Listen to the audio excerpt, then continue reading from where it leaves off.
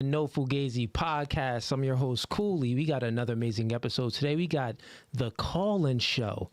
And we got my main co-host, Ease, over here. And we got two lovely ladies. Let's go.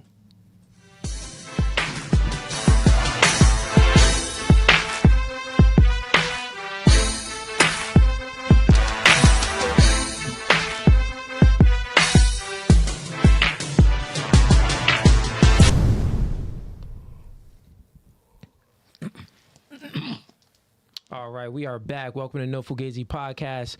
Call-in show today, ladies and gents. Audio good? Audio is good. We always have no audio issues today. We got that fixed. We lit right now. So we haven't. So here's how the call-in show is gonna work. Anyone that want to call in, ask some questions to myself or the panel over here. You could call in, ask questions, or just make a comment. We're taking the supporters today. So anyone that supports the podcast, call on in. We appreciate that. Any of the haters want to call in, we taking the haters too. The naysayers, we taking all those people in too. So call them, man. So how it's going to work is this. So if you want to call into the show, look in the description. It is $10 super chat to call in. So everyone on Facebook, you got to go over to YouTube if you want to call in, because you have to send in the $10 super chat. You could call in, ask any questions to myself, to the panel over here, and we'll take the call. So how it works is when you send in your super chat of $10, you're going to either put in you're going to enter in your email or your Instagram name. And when you enter in your email or your Instagram name, I am going to send you the phone number. I'm going to send you the phone number then to call. So that's how it's going to work. I'm not just going to post the number. We're going to have too many people calling in. We got to wait till we get our Discord going. Once we get the Discord going, then that's when we just going to post the number, and then we could kind of, control the call-in show a little bit better. But for right now, that's what it is. But let's have the panel introduce themselves. So starting with you, name, age, and where you from? My name is Delia. I'm 25 and I'm from New Jersey. Okay, Delia, 25 from New Jersey. Nice. And what do you do for a living? I'm a psychotherapist. Psychotherapist. Okay.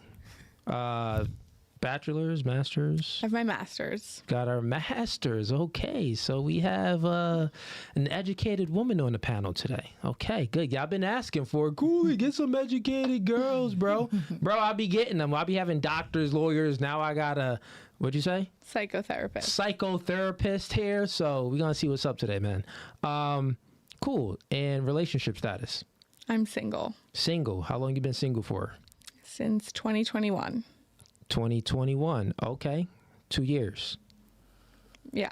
Going on three. Maybe. Yeah, going on 3 years. Yeah. It's 2020. It's 2024. Dang. Oh, dang. Crazy, I know. 2024. That is right.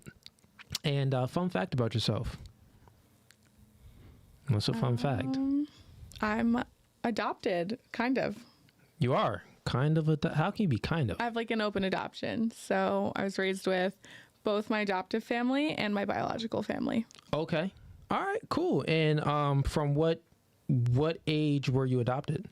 I was a baby, an infant. Yeah. And my biological family, my biological grandfather is best friends with my adoptive father. So that's how that worked out. Oh, that's how it worked out. Okay, cool. That's what's up. Moving right along. Name, age, and where you from? Name is Jackie. I am 38 and I'm from North Philly. Jackie from North Philly, 38 years old. And what do you do for a living? I work for DHS as a youth detention counselor. Nice. Mm-hmm. Okay, that's what's up. And relationship status? Single. Single? Yeah. How long you been single for? 2.5 years. 2.5 years. Yeah. Okay. I have pretty much about the same. She 3 years, you 2 years. Okay. And fun fact about yourself? Fun fact about me is that I low-key can sing. You low-key can sing. Low-key and high-key. Oh, let's set the mic right for her. Hold up. Let's get this right. I can now. Let's get the mic set up right. I can sing for myself. Yeah. We gonna get this right. You about Yeah. to hit these notes, girl. You know what I mean? Very You much be so. the next Tony Braxton, You girl. never know. You better. Okay, Jackie about to hit this note. Hold on. Let me look at Facebook. Let's see what Facebook at right now. Oh, Facebook, we lit. Okay, Facebook, y'all in here. Let me check out YouTube. What is it looking like on YouTube, Steve? No, on Facebook. Oh, you on YouTube or Facebook? YouTube. Okay. Cool. Okay, Jackie. Let's hear something. Oh, Come on, Jackie. Not right this What do second. you like to sing? What do you like to sing? R&B. Okay. I'm really Who's your in. favorite R&B? Yeah. I could not choose because I have so many. Just sing like that. From Just smoking it. When I said I low key could sing, I Let's get was like a being little- I was being humorous. Can you hum? Yeah, let's get a I little can bit. hum. Like a hum, like hum Like a- song, I can't sing, so I'm gonna sound retarded. Like them church days. All right, let me think. Hymnal. Just say like I love you, but in a singing voice, like I love you. See, I'm gonna sound retarded because I can't sing. Hit that note, Jackie. Don't stop I playing. mean, well, I wanted y'all to know that I was really playing when I said that. I know you was playing. Oh, you, my God. You just a little shy, but let me hear something though. You want me to go first? You want me to embarrass myself? Nah, easy. She got this. Let's go. I mean, I don't know. What you be singing in the shower? You know what song always seemed to come to my head? What? Yeah. Like, no matter what. I get so sick of your niggas, you're contradicting. I be so bored with myself, come on over and fuck me.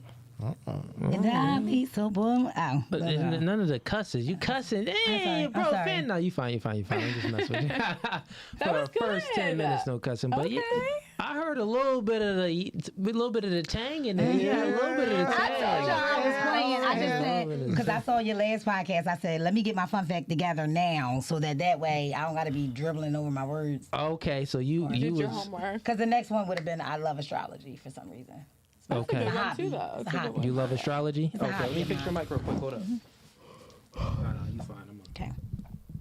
It's just a little too far out. Mhm.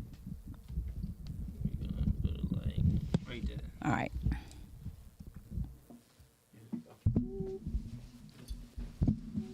All right, chat. It's Friday. We got a call-in show. So call in, ask some questions if you have any questions. Like I said, $10 super chat if you want to call in. You send in a $10 super chat and send it in either with your email or your Instagram name. Once you send in a $10 super chat with your email or your Instagram name, we will message you the number to call, right? We're going to message you the number to call. So yeah, if you want to call in, that's what you got to do. And once again, yeah, you could call in, ask any questions or comments. You got some, Jackie? Or are you good? I thought you was about to ask a question. No. Okay, cool. Let's start with, does actually any of you ladies have any questions about the podcast or anything you want to ask myself or just generally about male and female relationships?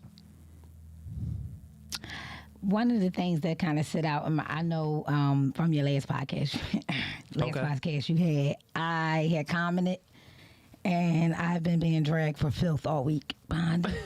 And I'm just, Oh, they was eating you up. they were eating me up, They and was I haven't found one fact yet in any label I've been called since. Okay. I have been dragged off of one opinion I made. Really? What was it about? It was the Plan B thing. Okay, the And plan so- B. That's okay. That's a clip that went Yeah. pretty Let's talk viral. about it. So wait, what was your comment? So my comment was that what did I say? Oh, my comment was that I didn't feel like the fault should be on women. I feel like predominantly the fault should be on men. I commented and I said that. Well, what fault? The fault for taking So the no. plan B? So okay. So I can't. Would I be able to look at my phone real quick? Yeah, go ahead. All right, because I don't want to be jabbering. So the initial. Hold on. And I've why- been dragged for filth all week. No, I mean, it was nah, like, yeah, my chat, wow. the comments don't So- play on Instagram. Was it on Instagram or Facebook? Instagram.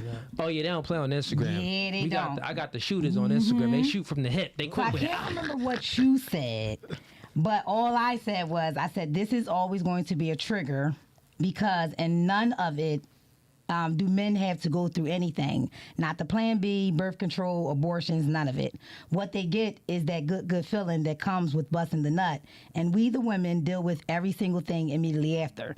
It's for us to deal with, and it's our fault that the sperm came out of their private parts, and then to us, it's our fault that it felt too good for them to pull out. It's our fault that the condom wasn't used. Shaking my head, y'all men need to get a grip and really grow. This shouldn't even be a debate, nor should it be a fault of the women. Y'all literally insert in us. And every procreation comes from the man's sperm first.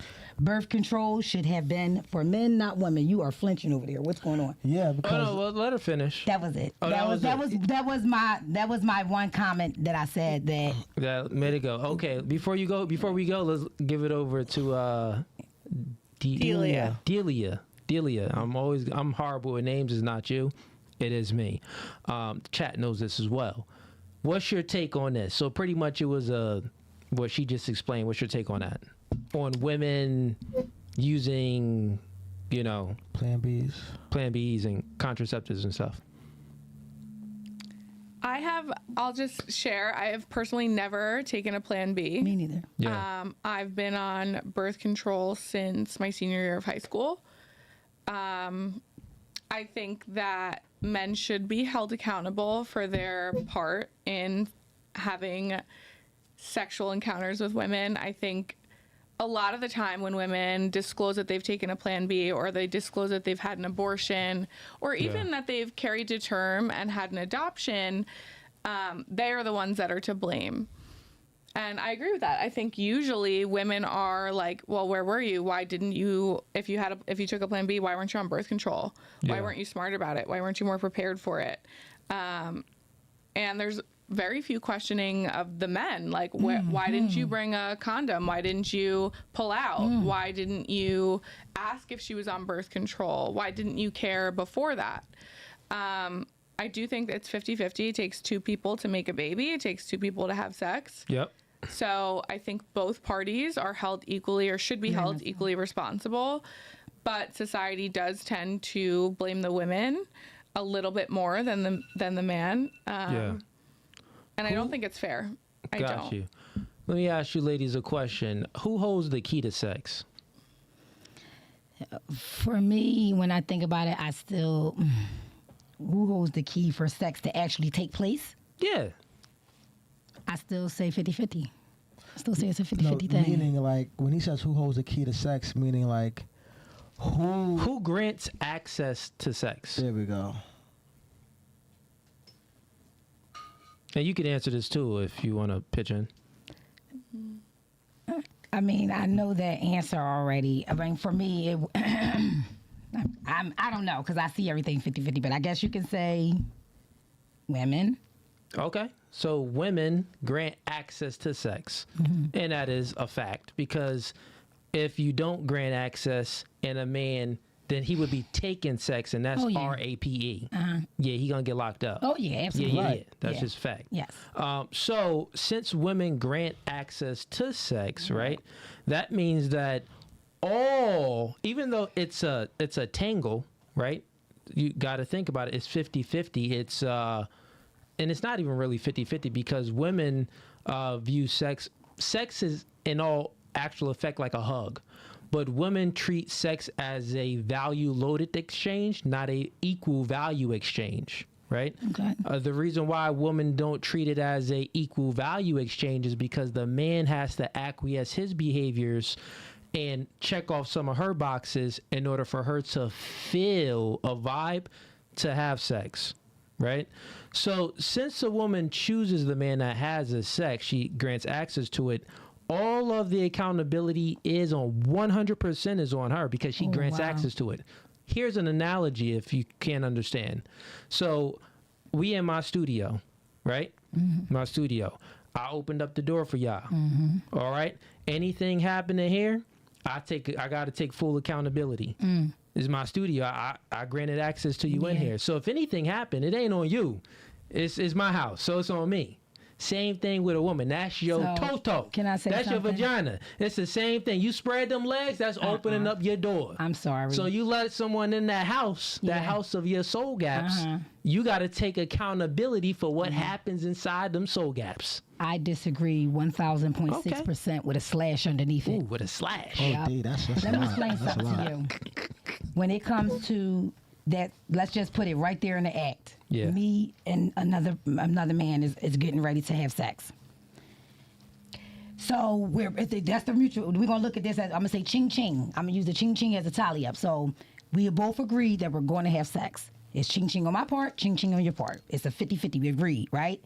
So here we go to this point, and it's all right. Now that we know we're having sex, do we have protection? All right. Now we're gonna use a scenario where no, we don't have protection, right? So here's the girl, here's the female. She has to decide, do I want to go through with this? The male has to equally decide whether he wants to go through it without the sex. I'm going to use this case as they didn't use it, right? Yeah. So here we are. Okay, we're going to have sex without protection. Ching, ching. We both taking accountability, right? 50-50, right? It's 50-50 on your part, 50-50 on my part. I open my legs to receive you. That's the only way it's going to happen.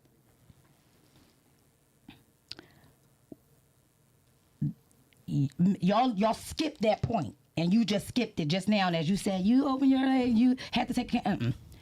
Once I open my legs, I could open my legs to every man in this room right now if I wanted to. If every man in this room decided not to come in me, I walk out unpregnant, right? Yeah, we ain't finna do that. But I'm just saying. Speaking generally, I can have sex with every man in this room, and as long as all of y'all don't come at me, I would. I mean, now we're not going to talk on the pre-com because that's a whole nother topic in itself. But when I lay down and I open my legs for you, we're having sex, right? We're in the middle of it. I'm picking up what you're Here doing. we go to this moment. You thinking, and you wondering, what should you do? Now, I say that it's on a woman when obviously he tried, he pulled out, and bang, here we go. What I feel like in that situation is even still the man should give the woman an upright in that situation. What do you want to do? Okay, I'm not ready to be a father, but that's still your body. And nothing will be going on right now if I did not put that inside your body. None of this topic of conversation would have happened if I would have just pulled out. But I feel like men get so laxed in that moment because they know everything after that fact is really a 60-40, a 80-20.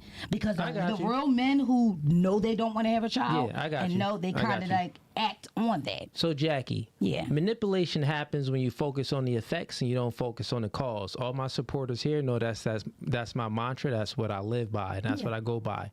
So anytime you focus on the effects of things, you tend to manipulate yourself, and then you tend to manipulate other people because you're speaking about the effects of things. But in order to not to manipulate yourself, in order not to manipulate other people, you always got to speak about the cause. So what the cause is what I spoke about. The cause is women grant access to sex, since we all agreed on that. That's the cause. In order for sex to even happen, women grant access to it, meaning that she holds the cards. The cards is in her hands. So You just said sex, right? Well, You're talking this is about what sex, we're right? talking about. Yeah. So because men, we grant access to relationships, but we're not there yet. We're only speaking about who grants access to sex. So who opens up the door to the home? But the topic is Plan B and babies, right? Yeah, so here, but you still got to go to the cause of it. So all of that Plan B stuff that's still the effects. All of it, even when but before the dude nut, while the stroking, that's effects. Before the dude nut, all of that. After the dude nut, the Plan B, that's all effects of the woman granting access to sex to the wrong dude. You get it? So the reason why women take Plan Bs or other contraceptives, let's say, or have abortions and things like that is because they granted access to sex to the wrong men, to someone that they truly don't respect, admire, and love. They grant access to sex. They grant access to sex to guys that can't provide them a future, or guys that raise them up a little bit and just make them feel a vibe, so they, handing out their buns. But okay, cool. We know that I'm not saying that the men shouldn't take any accountability. There's a degree of accountability always when it comes to both parties. But if we're gonna be honest, women, they take a huge majority I think of that's the an accountability opinionated statement right there. because I think that's opinionated, because yeah. they grant access to sex. But let's get your take on it. Dan, I keep forgetting your name. Delia. I think it's an interesting take that you have on if women are granting access. I'm like picturing in my head like a door with a lock on it, right? Like a deadbolt. And there's a key and she either hands you the key and you show up to her with it and you unlock it or not. But how did you ask for the key? How did she offer you the key? Did you pursue her? Did you persuade her? Did you lie to her? Did you flirt with her? Right. How did we get there? That's what I keep thinking about, because I think, sure, women can choose to, as we said, spread their legs or not. Yeah. But she didn't just look at you walking down the street and say, damn, I'm going to spread my legs now. Right. You had to do something or prove something or make a true or not statement about yourself or what you have to offer or what you're looking for her to get there, usually. Now, I can't generalize and speak for all women, but I do think that there is, like you said, a degree of accountability, but I think a larger degree than you're allowing men to take accountability for here. Well, I'm saying that the accountability that the men take is already after the effects. So you got to think about it. When things happen, so it's like, okay, where does accountability take? Some person can take... Truthfully, if I let people in this studio and something happens, one of the camera breaks, I got to take full accountability at the end of the day. At the end of the day, I could be like, come on, man, you broke the camera, or lady, you broke the camera. I could maybe try to sue you. You can take full accountability, but I'm also here to take accountability for what I did wrong. So I see that. You see what I'm saying? But at the end of the day, I let you in my house, so I have to take accountability. I'm a human being of agency. And women is a human being of agency. I feel like that women subject can't get used for that. We're talking about a woman's body and what she goes through. I don't think you should use I don't think it's the same thing. Yeah, well, you got people that get depressed behind. There are so many different levels to this, and none that y'all can ever relate to. So sometimes when women get to talking about this, it's not really conducive because y'all cannot relate in no shape, form, or fashion. It's not so you can bring in feelings to something, right? Yeah. So you could say, okay, well, you can't relate because a woman goes through this with her body when she's taking it. She's still choosing to take it. She doesn't have to take it. I think no matter what, we're just looking for men to say that's a 50-50 thing. Yeah, stop 60-40 and it is. What you got? Listen, it is. It's not a 50-50 thing because I cannot have sex with any of you unless... If you guys say no, I can't have sex with you. Y'all keep talking about sex. We're talking about Plan B pills. We're talking about that. Okay, but sex is how we get to the Plan B pills. No, correct? it's not. We can have sex 1,000 times without having to use a Plan B. Am I right? Well, that's if he doesn't come in you. See?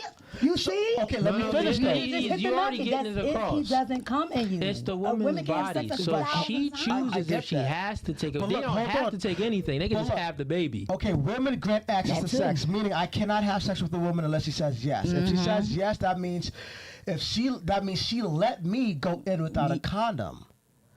If she would have never agreed for me to have sex with her without a condom, we wouldn't have. First of all, you have to agree to that too. Let me finish. Dang, do you not get a venereal disease? Hold on, let me finish. I cannot have sex with a woman if she says no or yes. If she says yes, that means she's saying that I can have sex with her, right? So, but if she lets me have sex with her without a condom, then it's her fault that if she gets pregnant or not, because it's up to her to be like, yo, hold on, you're not gonna have sex with me without a condom. I can't tell you how many times I had sex with a woman. Can I be honest with you? Hold on, I'm not finished though. So Jackie, let him one mic at a time. So even when I'm speaking, he's speaking. Let them land their plane, just like we let you land your plane. Just let us all land our plane. Go ahead. So so I'm gonna start from the top. I cannot have sex with a woman unless she says yes. So if a woman says yes, now it's up to her if I could use a condom or not. If she agrees for me to not use a condom, then I'm going to have sex with her without a condom. But if she says, no, you're not going to have sex with me without a condom, then that's different. So if she agrees to let me have sex with her without a condom and I come inside of her, then it's not. Then the majority of the fault is on her because it was her. Yes, it is because That's your personal opinion. We got a super That's your chat that personal came in. That's your personal opinion. We got a super chat that came in. King Cardinal sends in $4. He says, accountability is kryptonite to women. Unreal. Hey, man, that's facts. Hey, once again, this is a call-in show. It's Friday, man. So if y'all have any comments or questions, all you got to do is just send in the $10 super chat and then send in that $10 super chat with a message of either your Instagram name or your email, and we will send you the number to call in. We'll do it instantly. So once you send in a $10 super chat, we'll with your email or your Instagram name, we'll DM you or email you instantly with the phone number to call in. So yeah, we also have World War Flea sends in $5. He says her needing to raise her voice proves that she lives for emotions over rationale. Yes is yes, no is no. Okay, Chad, I see ya. Let's get to another topic. I think we kind of beat this one in. Unless you got anything else you wanted to put in on that. I think my final thought on it. Yeah, what's your final thought? On pretty much Plan Bs, abortions, contraceptives, and who should take accountability. I know pretty much, let's just sum it up. You're pretty much saying that men should be taking accountability, or accountability should be 50-50. I say if it's not going to be 50-50, men should take more. Okay, That's so if it's not going to be 50-50, you saying men should just take more. And then you're saying that, what's your point on that? I do think it should be 50-50 in terms of if a Plan B is needed, an abortion is needed, or there's a pregnancy that comes of it, that's 50-50. A girl can't get pregnant by herself. But to speak to but like, his what point, part is 50-50? Because a man doesn't have any rights in let me finish. abortions or anything like that. So yeah, I think, and I'll pose this question: when did y'all learn how babies were made? And how are they made? Move your mic a little closer too. When did y'all learn how babies are made, and how are they made? How were you taught babies were made? Because I think to absolve all men of the accountability or responsibility in understanding that even if a woman says, you can have sex with me without a condom, you know what the potential outcome is before you enter. Before you have sex, you know what the potential outcome is. And if you're choosing to sleep with this woman and you're like, okay, she's allowing me to have sex with her and she's allowing me to have sex with her without a condom.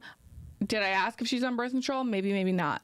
Regardless, she could still get pregnant on birth control. Not as easily, but it's possible. Real quick, let me just butt in. So like, y'all still skipping the fatal point. The point is that it doesn't matter about any of this stuff of the effects, right? It doesn't matter. The cause is that the woman grant access to sex, so she chose the guy. Since she chose the guy, then you got to go to the effects. If she happens to get pregnant, right? Men don't have any rights in America. If the baby, we can't say, hey, woman, you need to have that baby. Or, hey, woman, you can't have that baby. We could say it, but we can't enforce it because there's laws that gives the woman the capability to enforce it.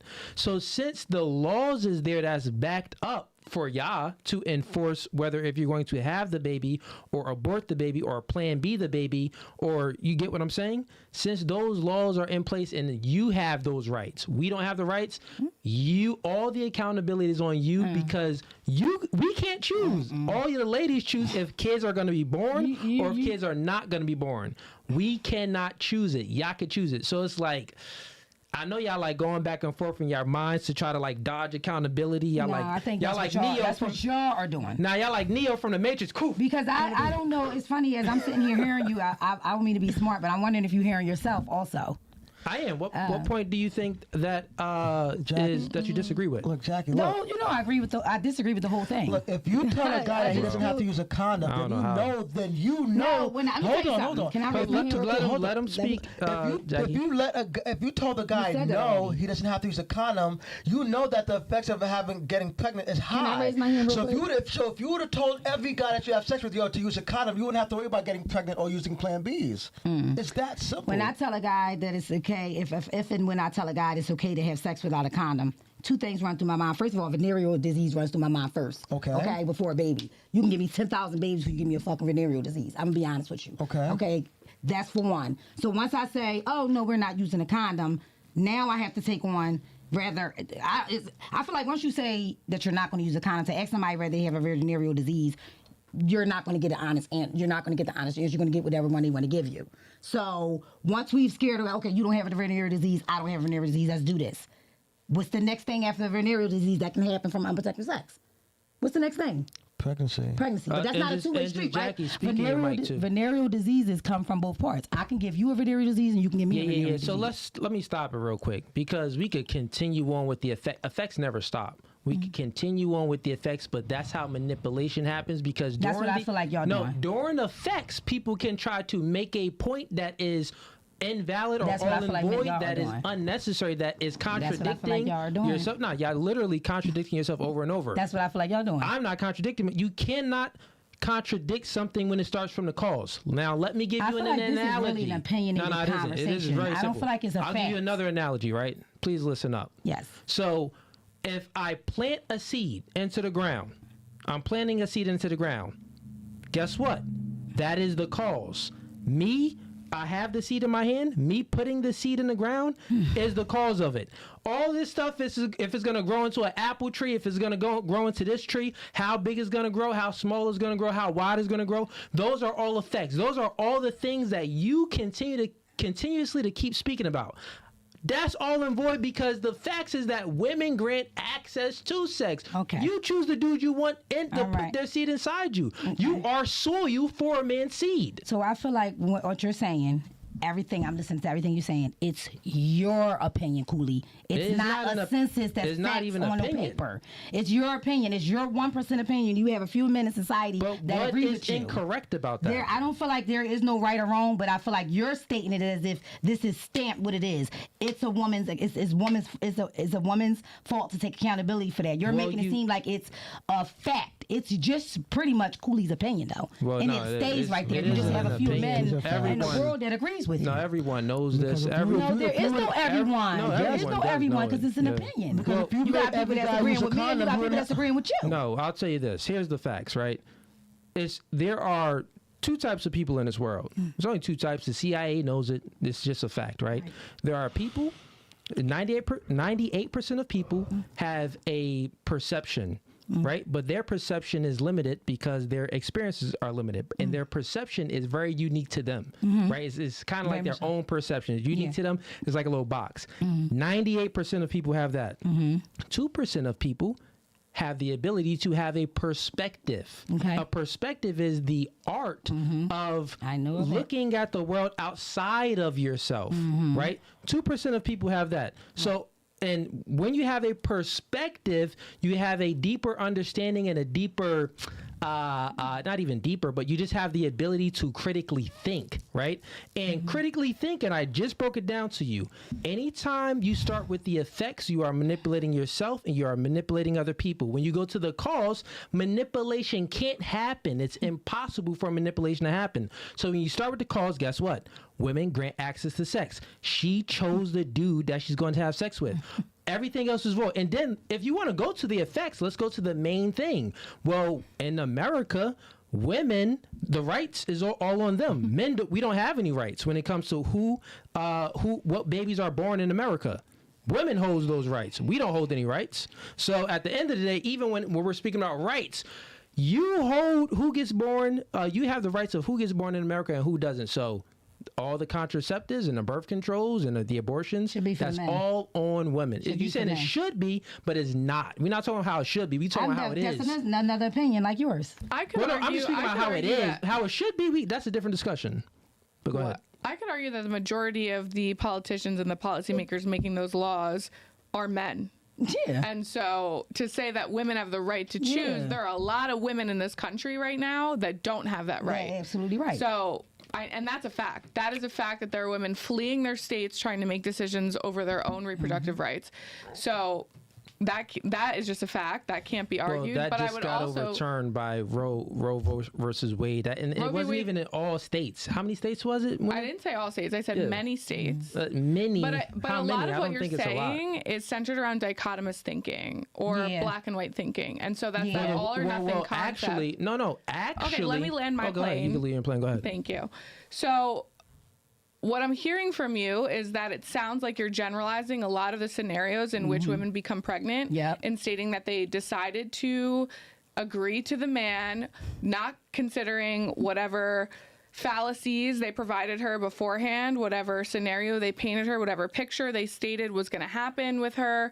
Maybe they weren't honest. Maybe they said they were going to use protection and they didn't. There are a lot of scenarios in which women become pregnant or need to utilize Plan B that don't fit into this box of this dichotomous thinking. Yeah, well, we know there's always exceptions to the rule. But there are a Dichotomous lot of thinking is very simple, right? and how babies are I got made. you. It's very simple. The world is black and white. That is a fact. The world is black and white. Up, down, left, right, true, false, wrong, right is black and white. Gray area is only the things that you don't understand. So where do opinions lie? So let me finish. Gray area is only the things that you don't understand. Once you gain understanding of it, it isn't gray. It's either black or white. Either you're either going to accept it or you're not going to accept it. You're going to go this way or you're not going to go that way.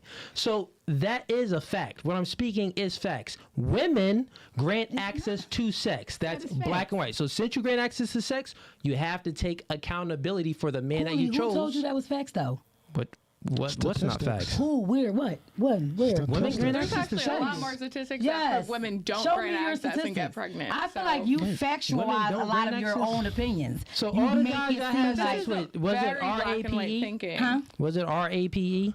You said, yeah, I hear you. What you say? I said All the guys you had sex with, I'm was not it talking that? about. I'm not talking about RAPE. I'm not talking about that. No, we know that men can take it because we're physically stronger. No, that isn't the argument. I didn't even mention that. Well, listen. That isn't the argument here. The argument is about, besides RAPE, women do grant access to sex. Yeah, so since you open up your legs, you choose the man to That's have your sex opinion. with. You don't have to say that But no based more. on That- whatever so you said prenatal women opinion- don't Like choose no man can have sex with you unless you say yes or no. Yeah, how can you Wait a not minute. If a say man has that? sex with you, it's because you One mic said at a yes. time. Let him go. Let him go. If a man has sex with you, it's because you said yes. If a man Okay, has, that didn't mean I said yes to a baby too.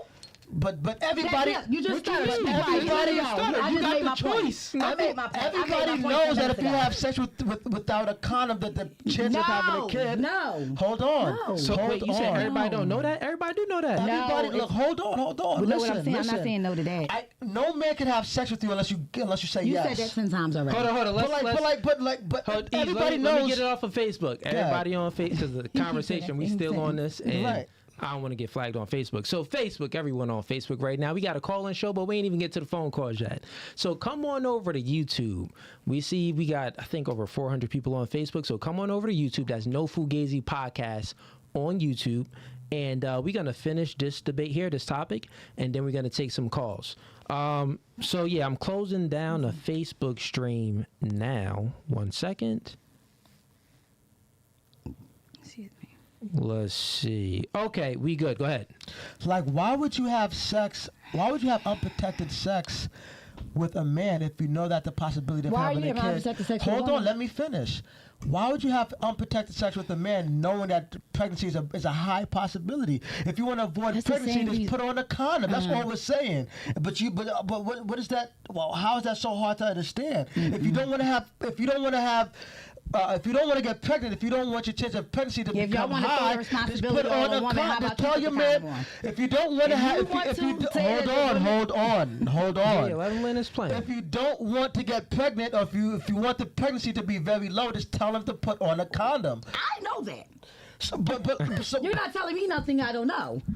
What I'm telling y'all is the fact remains the same. That bullying effect, Plan B, and all of those things would never exist if what's inside of you didn't exist. That's all I'm saying. And when you get inside of a woman, don't say she let me come inside of her. But if you were told him to put on a condom, it would never get there. Just because you open the door, that's She's like you still- let me come in your Yeah, we house right gotta- now, and I just start. We standing gotta on your switch house. the topic Yeah, we And gotta I because just start doing whatever I want to do because you let me in your house. yeah, the got convo it. ain't going nowhere. I can do what I want because you let me in your house. You got it. You got it. On You a got it. momento, yeah, the convo ain't going nowhere. No, it's You're not not. understanding. It's not But, to understand. You want chat me to in here, they roasting You want me to stand on your fact. He want me to stand No, on you his got it. opinion as a fact. Nah, Yeah, I you mean, got I'd it. It like is to what it state is. that I do think women Go ahead. are responsible, and it is our responsibility as a woman to state if I'm not taking birth control, if I'm not aware of how safe this person is, and if I'm not ready to have a child, it is something to consider. Oh, and you yeah. should assert that boundary. Put a Absolutely. condom on. If you don't, you are just as responsible for what happens you see what I'm after. saying? Just. But I do also think that If you're saying just that's after, that's an effect after. right. No, But y'all gotta, I would like to speak to the cause very briefly that go to the cause. yeah. women are manipulated, and I'm not talking about RAPE, right? That's not what I'm talking about. I'm talking about just the riz, like the lies, That doesn't the matter. BS, like the things that men state in Quick order question to though. get I'll let you what finish. they I got a want to quick get question to. for that, right? You said men. You pretty much said men manipulate women to get sex over lies, over riz, over stuff like that. Here's a question for you: if you go to a car dealership, right, and you're looking for it's a used cars dealership. You're looking for a car, right? And the sales guy, rizzes you up, tells you all of these things about the automobile, and you like, woo, you take it for a test drive, everything is looking nice. After you drive off the lot, a week later, the car is giving you issues. Guess what, ma'am? That you have to take accountability for that yourself because that you has was nothing to do with the you price was of tea in China. manipulated. Calm down. You was manipulated. You let someone manipulate as is you. car. So there is a manipulator and then a person that got manipulated, right? So the person that got manipulated, it's not anyone's fault. The world doesn't owe anyone understanding. It's not anyone's fault besides that own person. But for not being a conscious human being or aware or being perspicacious or being competent enough to find the signals where someone is trying to manipulate them. You feel what I'm So saying? we are It's a manipulator and then a person that got manipulated. Both Ignorance. parties take accountability on that part, right? That's just the facts. But at the end of the day, you are a sentient human being of agency. That's how God created us all, have agency. With agency, that means that we have responsibility. With responsibility, that means that we have a degree of authority. With a degree of authority, that means that we freaking all have accountability. And I So need men if to use it a more. nigga is rizzing you up, that ain't his fault. You got rizzed up. That's what he's supposed to do. Niggas put on this planet to rizz a chick up. So you need to have your sensors up, since women like to say they're socially superior to men. If you are so socially superior to men, if you are so emotionally intelligent than men, then you should be aware of the dudes that's trying to manipulate you and get in your box. But the facts is that y'all not. That's the facts. Y'all say all of this, oh yeah, I'm smart, all of it. Nah, you're not. Niggas rizz y'all up all the time and hit it the first night. I'm not speaking about y'all, I'm speaking in general. But that's what happens. That's just a fact. Just like we go to freaking Best Buy.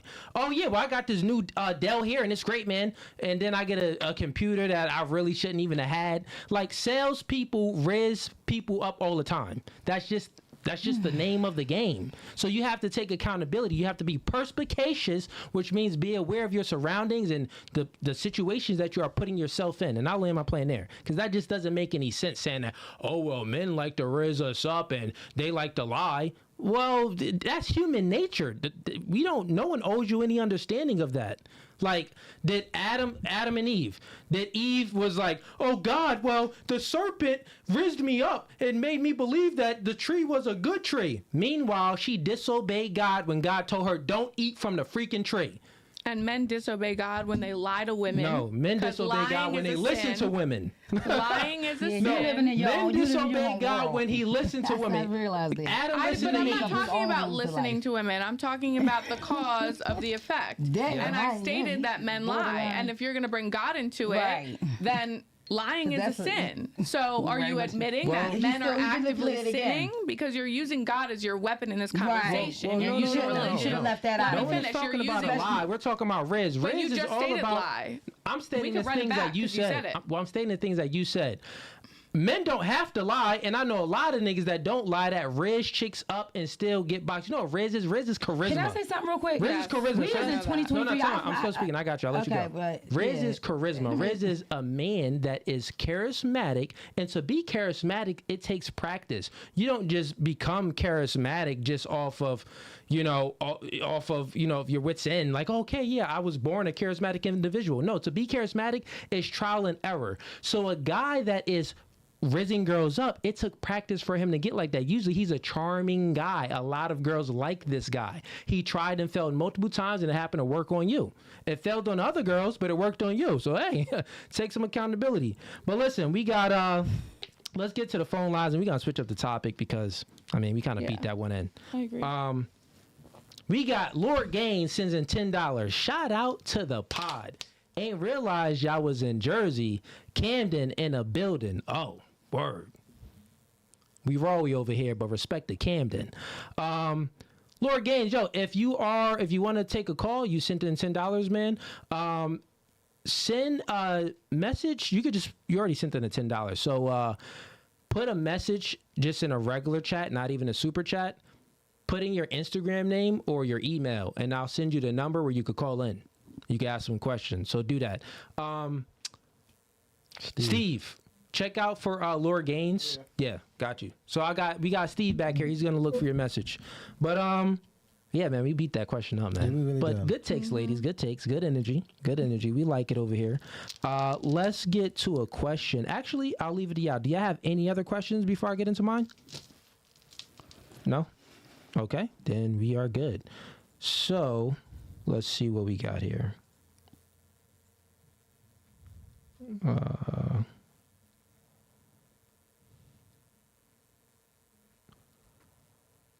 Okay. Here's a good one. Let's start here with you. It's only four of us. What guy comes to mind when you think of a strong, dominant, masculine man? What guy comes to mind?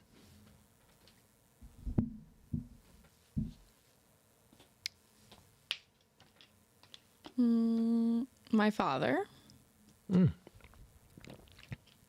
Okay. And so your father. And what's some masculine and dominant things in your father that you see? He leads by example. So he's a provider, but Okay. he's also a supporter emotionally and otherwise. Okay. He doesn't limit anyone, my mom or myself, because I'm technically like an only child. So Yeah. his only child. So, yeah, like anything that is a passion or desire of myself or my mom, he's emotionally supportive of that. When I say lead by example, he gives his opinion. He gives examples as to why his opinion has been proven to him. And then he provides a sense of security or safety and comfort in being emotionally vulnerable and also physically vulnerable. Like I feel safe when I'm at his house. I feel safe. Like if something were to happen, my dad would protect me. Gotcha. And anytime I've had something happen to me emotionally, he's always the first one there to lift me up, repair what happened, and talk to me about it and talk me through it. My dad is definitely like a prime example of it. Okay, cool. in my life. Good. And what about yourself? What guy comes to mind when you think of a strong, masculine, dominant man? And then what qualities is those? My father as well. Yeah. Same as her. My father was a very dedicated man to his children, and my mom. Okay. Very affectionate. He worked hard. My father had very deep and intellectual conversations with me early on. He left 12 years ago. So I am the baby. So he would always have conversations about what I should be doing, taking care of my health, he complimented us. He loved complimenting his daughters. He instilled a lot in us. He was always there with my mother, never left her side, worked hard. He shared his happiness with us. He took accountability. Like sometimes if he wronged my mom or if he wronged us in any kind of way, he would acknowledge it. He would call you in. He would take full accountability Okay. for what it was. Now I have and he loved on us all the time. Every chance he got, he loved on us. Good. Now I got another question for y'all, starting with you. So have you ever been with a man that had those same masculine dominant father qualities that your father had? All of them? All of the qualities? Yeah, No. like have you ever? Okay, not Some all of them. Some of them, yeah. Yes. I mean, I've been single since 2021, and my Yeah. last relationship definitely painted a picture for me as to what I'm not looking for and what I Yeah. am looking for. Would you say that you would want a man like your father? Yes. Okay. All right. Cool. And what about you? Well, first question: do you want a man like your father? Yes, Okay. absolutely. And have you ever met a man like that's masculine dominant like your father? So I have, but I gotta say that I like shunned him away. I didn't give him much of the time of day. Okay, so you met him, I but met him. you ain't really. Okay. Yep. Do you regret that? Yes, very much so. Okay, got you. So then I'll start the next question with you then. What is some of the qualities within yourself as a woman that you think you would need to show to attract and retain a masculine dominant man like your father? Well, I'm a dedicated person. I'm very dedicated in anything I do. I'm very dedicated. I'm consistent. Consistency is key. What are you dedicated then? Because when we hear that, we hear, okay, a woman is dedicated, she's consistent, but like, how does that really help me I'm out? dedicated in whatever I'm invested in. Okay. If my name is attached to it, I'm dedicated in it. Time, effort, all of it. The bad with the good, not just the good. Okay, 'cause so most you times- as far as a man, you gonna be dedicated, you saying? Okay. absolutely. Dedicated to him. Okay. Because that's all I know. That's what I come from. My mom and dad were together all my life. I don't really know it in any other way. And so Okay. I imagine my life to be the same way. Got you. the most Now, you said that you did meet a man with some of the masculine dominant qualities that your father had, but not all of them. So now my question is, what characteristic traits in yourself that you think that you would need to present to attract and retain a masculine dominant man like your father? A big reason why, at least for the first year and a half, maybe 2 years, after leaving my past relationship, I didn't pursue a new one was because I really understood that it was important for me to be able to identify who I am and be confident in that, and really understand who I was and what I brought to the table, what I wanted to bring to the table, what I wanted my future to look like, and what I needed to do to evolve into that person. And so I think a lot of being a quality partner as a woman is understanding your flaws, realizing them, acknowledging them, being open about them, and working on them. But also being a nurturing human being, Yep. bringing emotional vulnerability and allowing your partner to be emotional when they need to, but when they are, also providing them with that comfort, that reassurance that they are an incredible partner. They are who they are. They're supporting you. They're providing.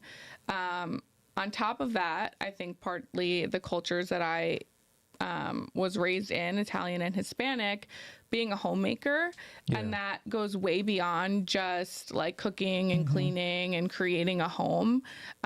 It is your aura as a woman, the way that you make people feel when they walk into your space.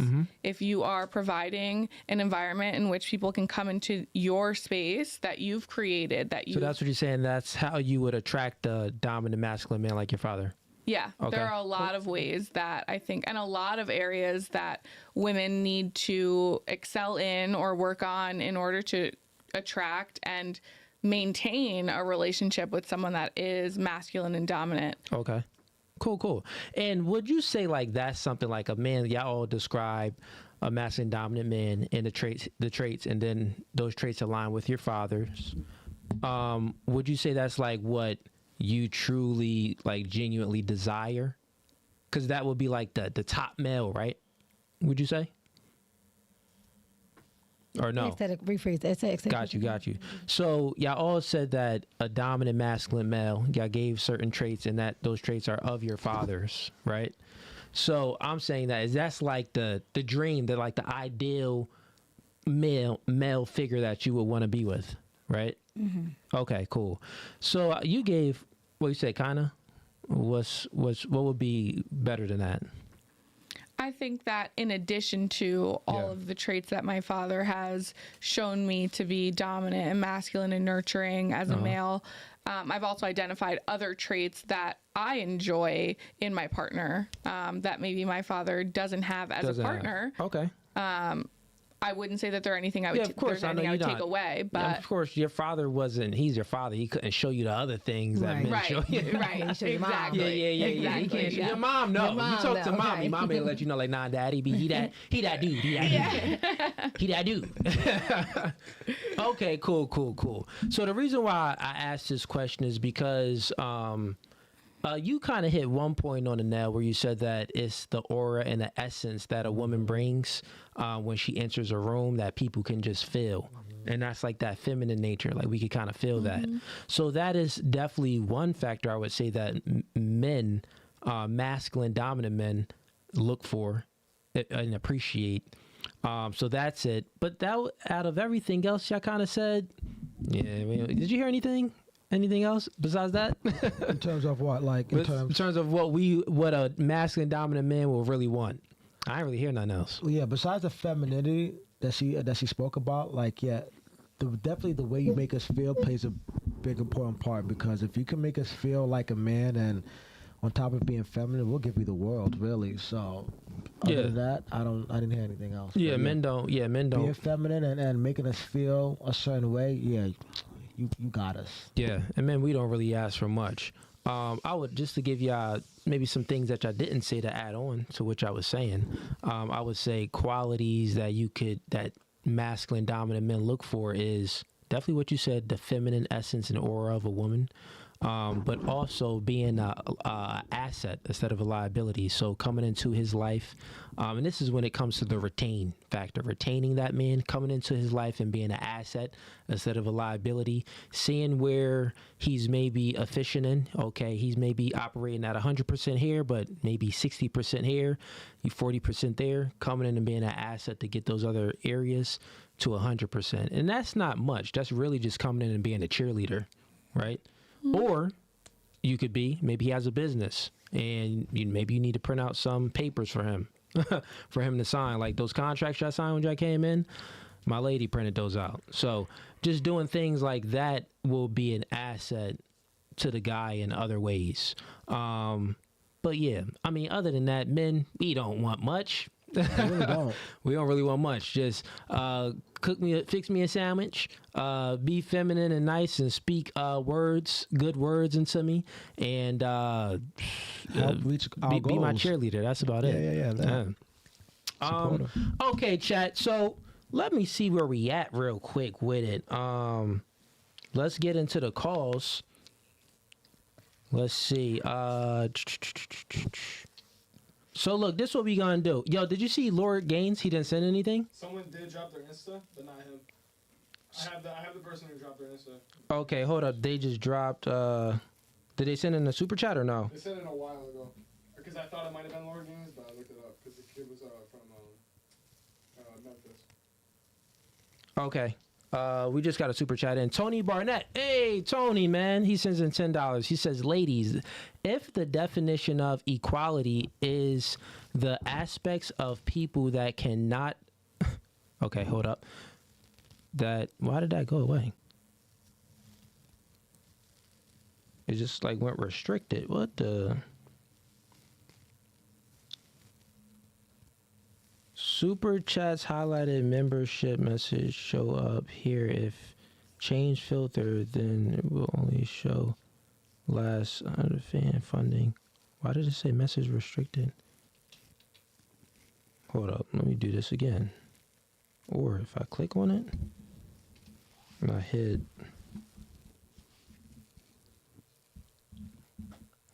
Let's go back. Can you see Tony Barnett's super chat? I can't see it on my phone. I can't see it anymore. Well, she goes to the bathroom. Okay, cool.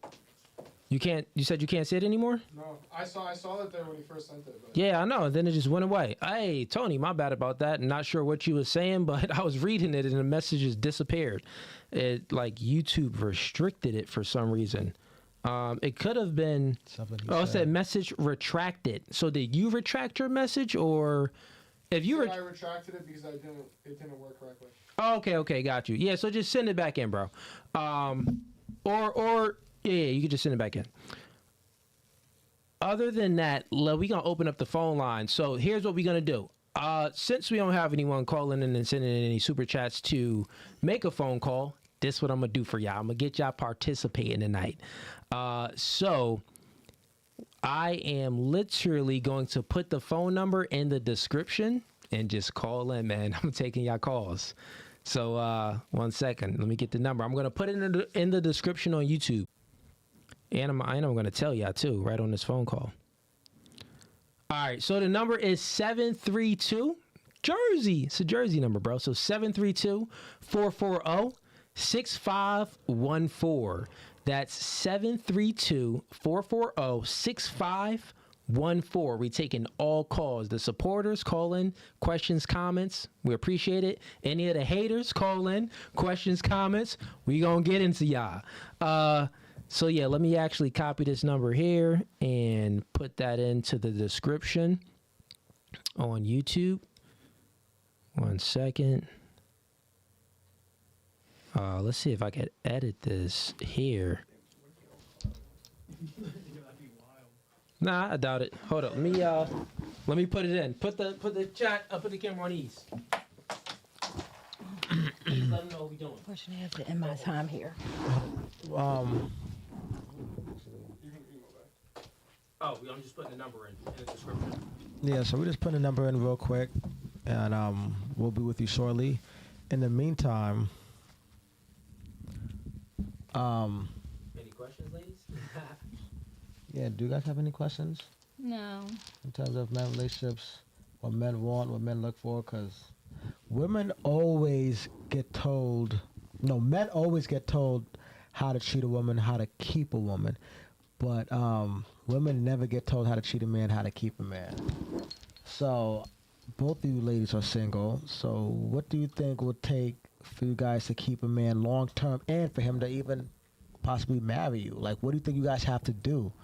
Because like me and Cooley said, like men, we're simple creatures. We don't ask for much. We don't need much. As long as you're loyal, you're feminine, and you're not sleeping around with a bunch of guys. That's a question you asking? Yeah. Okay. Because I said, men always get told how to treat a woman and how to keep a woman, but women are rarely told how to treat a man and how to keep a man. Yeah. Because women always complain about men cheating and doing X, Y, and Z, and that's why I left, and this and that and the third. So what do women have to do to keep a man from cheating and get a man to marry you? Wow. That Cheating. We could get into. We got a call coming in. Let's get this call going on. All right, on this call, you are live. No Fugazee podcast. State your name and where you from.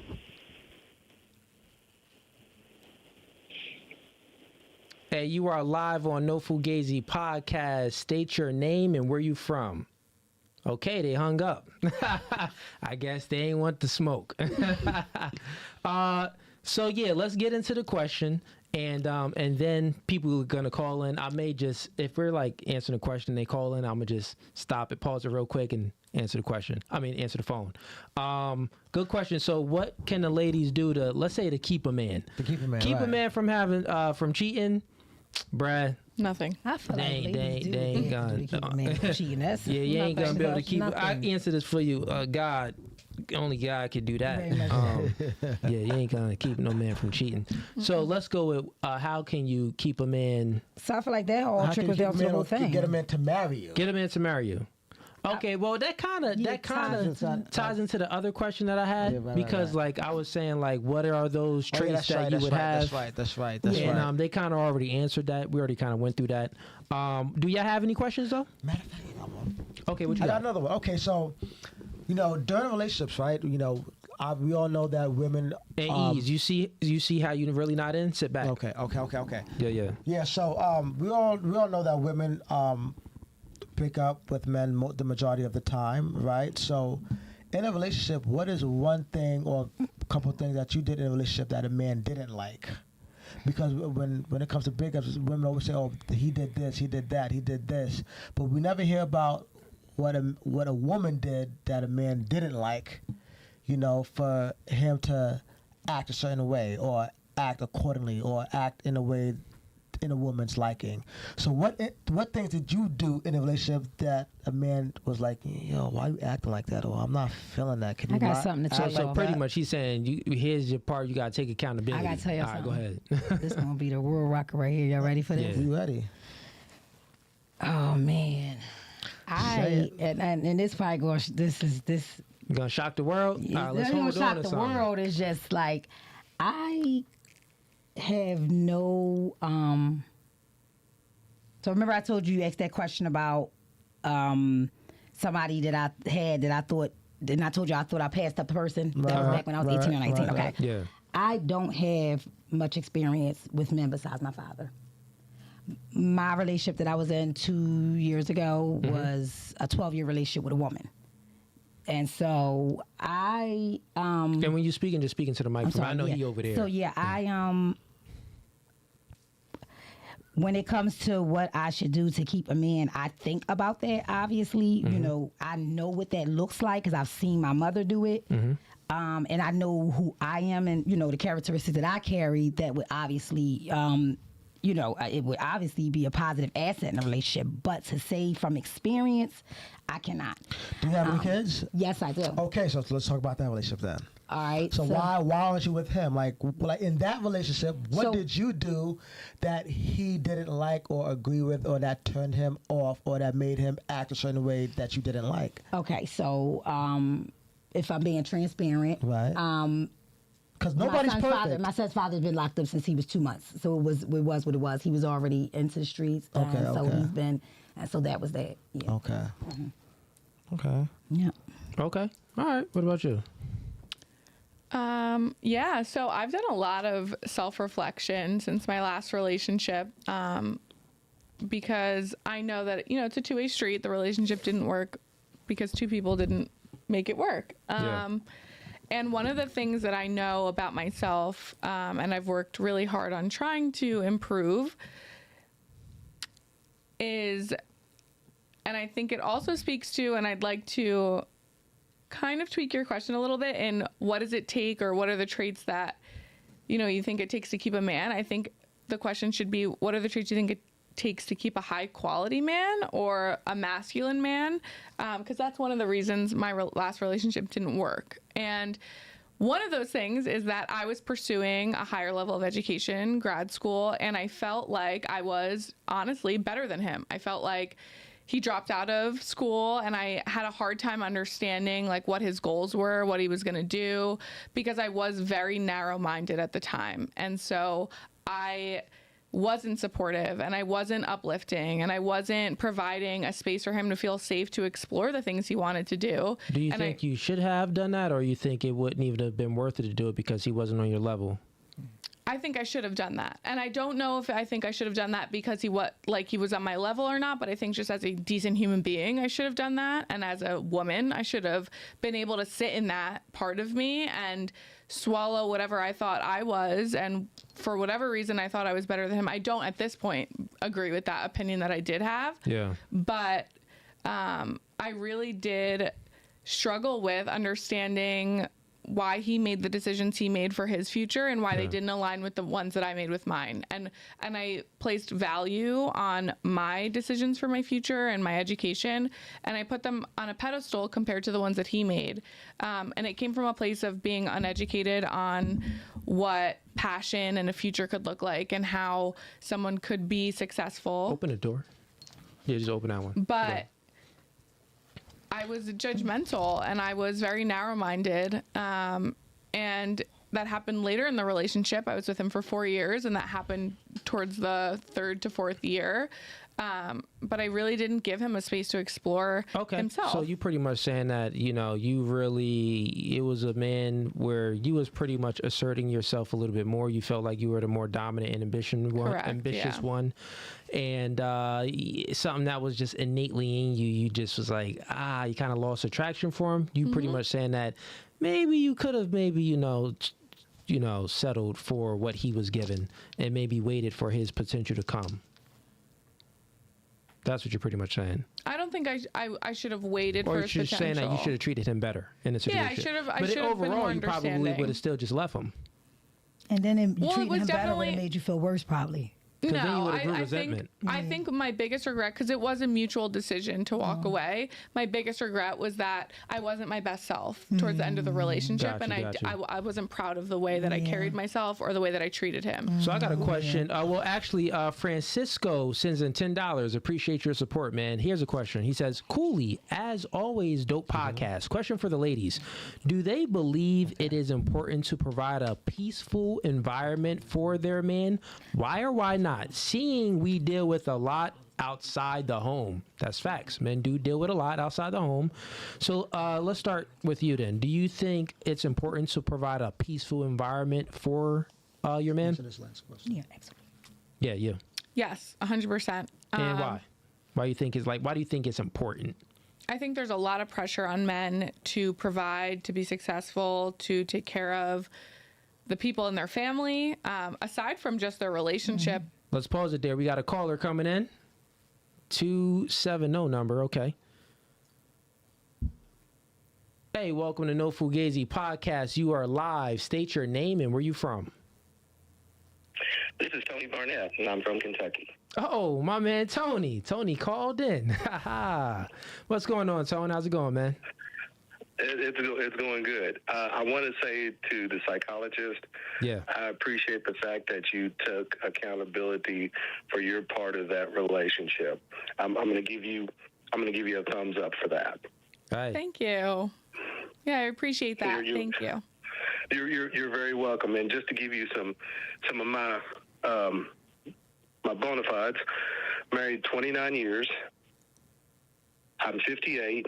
I have 4 adult children, and I've been in my career for the last 35 years.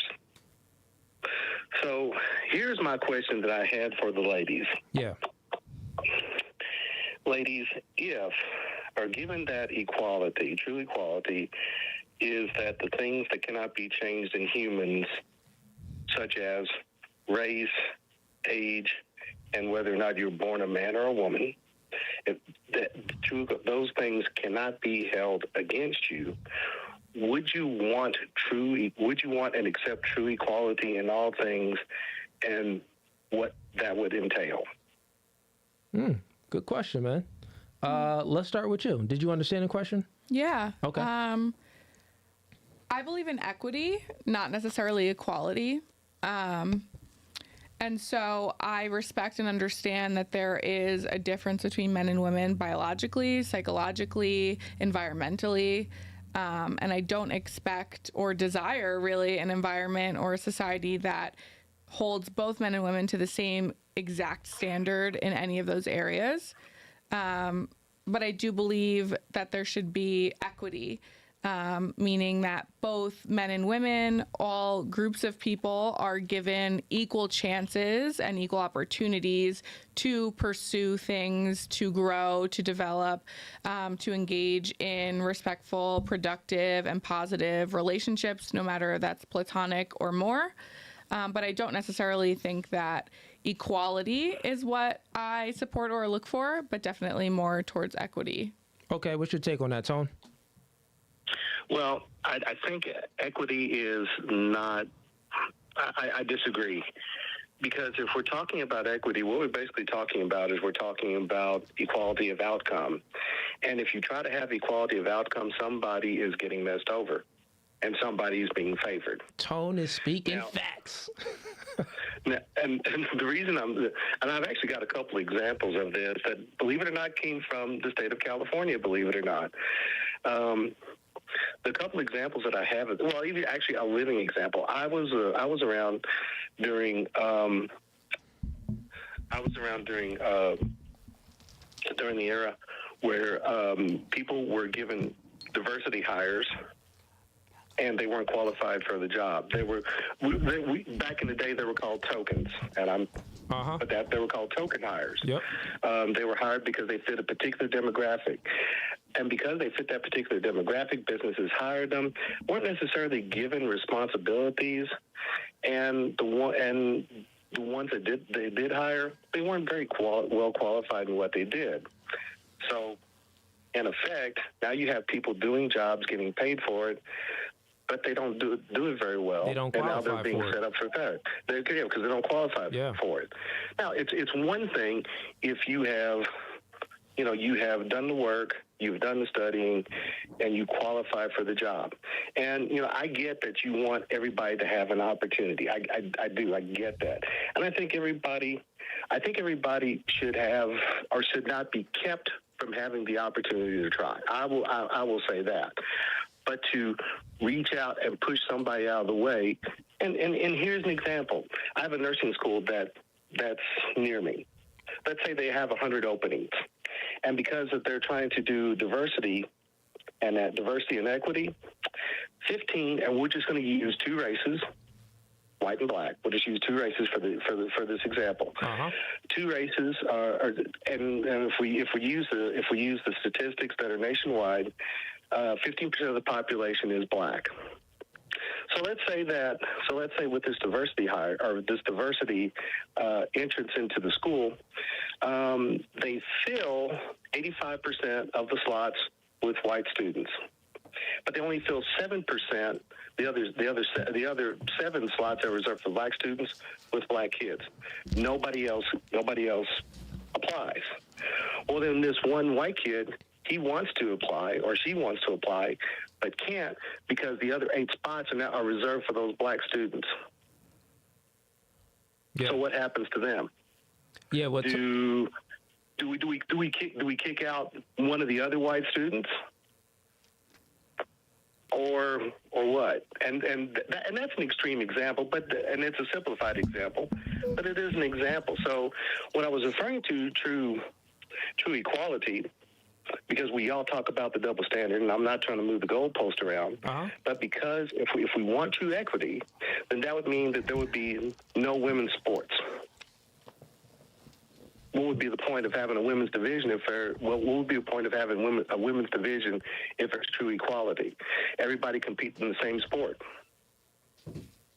What would be the point of having 2 sets of standards when it comes physical fitness standards when it comes to being in the military or being with a fire department or a police department? You have one standard. Yep. And if that standard has to be the men's standard, there are outliers of women that could meet the physical fitness standard of men. Yeah. So but for the most part, they can. Yep, Tone, good points. Let me get her feedback on that. We over here, we get exactly what you're saying. You speaking facts, man. Definitely, if you're looking for, equality for outcome is nonsense, and it's just not going to work. It's going to cause chaos and a whole lot of, just is much unfair than what most people tend to think. But what's your thoughts on that? So, when I consider or think about equity, I don't necessarily think, given your example of people being offered a job position or a title or an opportunity that they're not qualified for, is not necessarily where my mind goes. I think of kind of dialing it back and going backwards and thinking about the equity into the opportunity to then become qualified for that job. And so, where is that line? And I think you spoke to with the schooling, the nursing school, a lot of that speaks to affirmative action, and that's a touchy subject, I think, in itself. And there's a lot of conversations to be had about affirmative action, but Yeah, so I with what you think- just said, family and culture plays into the part with what you're talking about. So if you want to move the goalpost there, then that is family and culture. So that's based off of a nuclear family. We all know that nuclear families just tend to do better than single household families. So a man and a woman creating a good union and getting married and sticking with that, the children have a better chance in society. It's just the facts. And then we got to think about culture. It's very simple. Well, you just can't let things indoctrinate your kids. You gotta indoctrinate your own kids. You gotta influence your own kids. So yeah, I get what you're saying, but at the end of the day, that's like taking it a step back, which is important, but the only way we see a better outcome with what you're talking about is with nuclear family and with a better culture. We can't really, if you got a nuclear family, we're probably going to have a better culture anyway. You know what I'm saying? A strong masculine man in the house guiding the family and a nurturing woman in the household nurturing the kids. So then that will trickle over to creating a better culture. But since culture is already kind of jacked up right now, I think currently if we're speaking of a how is standpoint, the mother and the father needs to instill good traits into the kids and influence the kids rather than having the kids be on a tablet all day. Right. to add to that, I think what Dilly is also trying to say is like, we're both, like whoever you're dating. Real quick before you go, hey Tone, good question, bro. I appreciate that, man. Appreciate your support. Let's give Tone a. That was real, Tone. I appreciate that, man. I'm gonna let you go, man, so we can have some other callers come in, Tone. All right, thanks so much. Appreciate you, man. Have a good one. All right, bye-bye. Okay, we got one. Okay, we got another call. Go ahead, Ease. My bad. Yeah, no, I think what Dilly was trying to say. And actually, Ease, can you move over? I'm gonna adjust the camera. Yeah.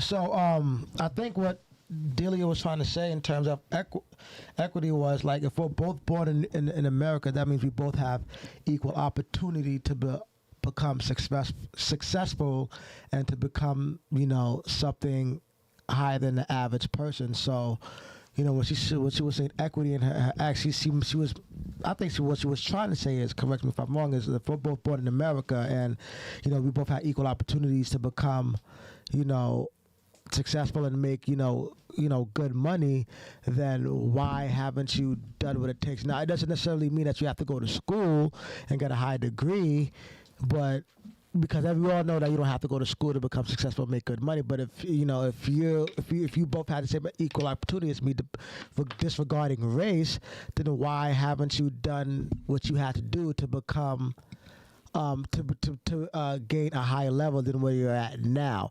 So even if you're a blue collar, like if you're a mechanic, then why haven't you taken the further steps to own your own shop and have multiple, mechanic shop that you own where you can hire workers? Why did you just settle for just working for somebody who owns a mechanic shop? Yeah. Am I correct? Somewhat. What you? Yeah, I understand what she's saying. Let's move right along though. Good question, Tone. Appreciate your support. So we have the For Show show sends in $5. He says, a lot of men learn how to be a man by experience alone. So the demand to have it all together isn't fair when you never had a proper guide. I get what you're saying. If you never had a proper guide, the world doesn't owe anyone understanding. Life isn't fair, and that is true. Most men learn to become men on their own, but since we all know how hard it is, the steps that we had to take to gain the competence level, to gain the assertiveness, to gain the confidence, to gain meaning to be a man of my word, integrity. We all know the discipline it takes to become a man's man. Then it's our job to instill that into our kids. And it's our job to, in some way, help out the community, maybe being a basketball coach, a wrestling coach, and helping out other kids as well. It is our duty as men to help other men. That's why this podcast exists. So I get what you're saying, man. We had a caller call in. Let's get to it. He says, my name is Edo Gotti. I'm from Wichita, Kansas. I tried calling in but couldn't. Okay, I'm going to call you right now. Hold up. We got another call in. I'm going to call you after this call.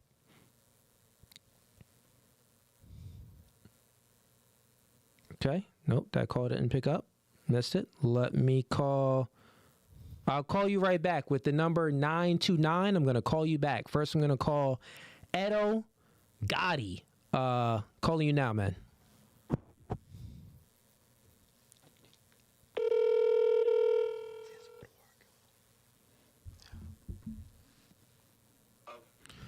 Hey, man, you are live with the No Fugazee podcast. State your name. Is this Eddie? It's Edo Gotti. Edo Gotti. Okay, Edo. Wichita, Kansas. What's going on? What's going on, man? What questions or comments you got for us today, buddy? Man, I didn't really have no question. Really, I wanted to touch base on what old girl in the black jacket she left. Yeah, she dipped off. she didn't really understand what was, what y'all was trying to put down, and I was really just gonna, throw something out there, see if she was gonna pick it up. But yeah, she's dead and gone now. Yeah, she dead and gone, man. Catch her next time. Maybe she'll come back. Who knows? She dipped off though. But I mean, it's good for the podcast. Other viewers out there. I was just gonna say, I mean, women first and foremost, women hold the key to sex.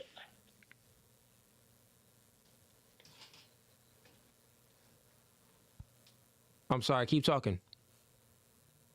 Oh wait, what? Call ended. What happened? How'd that happen? Let me call right back.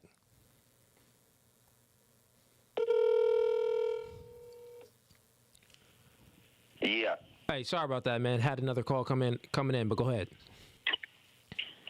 Now I was gonna say, women hold the key to sex, because, I mean, the way I put it, a woman can basically, she can have sex with a new man every day if she wants to with little effort, versus a man, he has to, I mean, in order to do that with a new woman every day, he has to put in a lot of effort. So, that's that, right? But as far as, Plan Bs, condoms, things like that, pregnancies, shit, I mean, excuse my language, I don't know if I can say shit or not, but... Nah, you good, man. Yeah, you good. You can say whatever you want.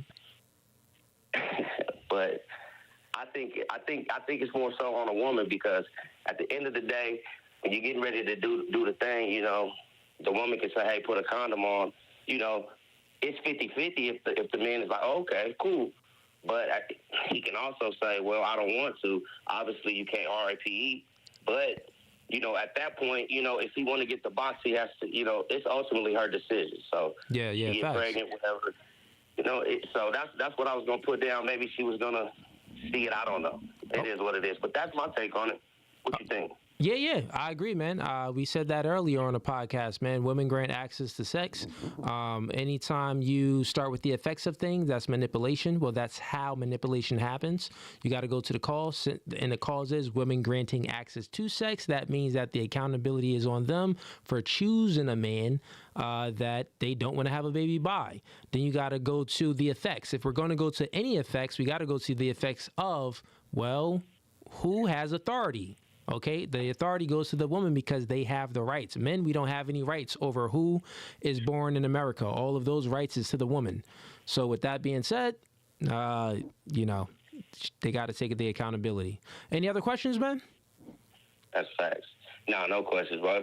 If anything else comes up on there, I'll call back. All right, man. Have a good one. Thank you for calling in. No Fugazee, brother. For sure, y'all too. All right, peace. All right, we had another caller that we missed the line. He calling back right now. Let's pick him up. Welcome to No Fugazee podcast. You are live. State your name and where you from. I'm from the BX. All right, you from the BX. What's your name, man? Name is Steph.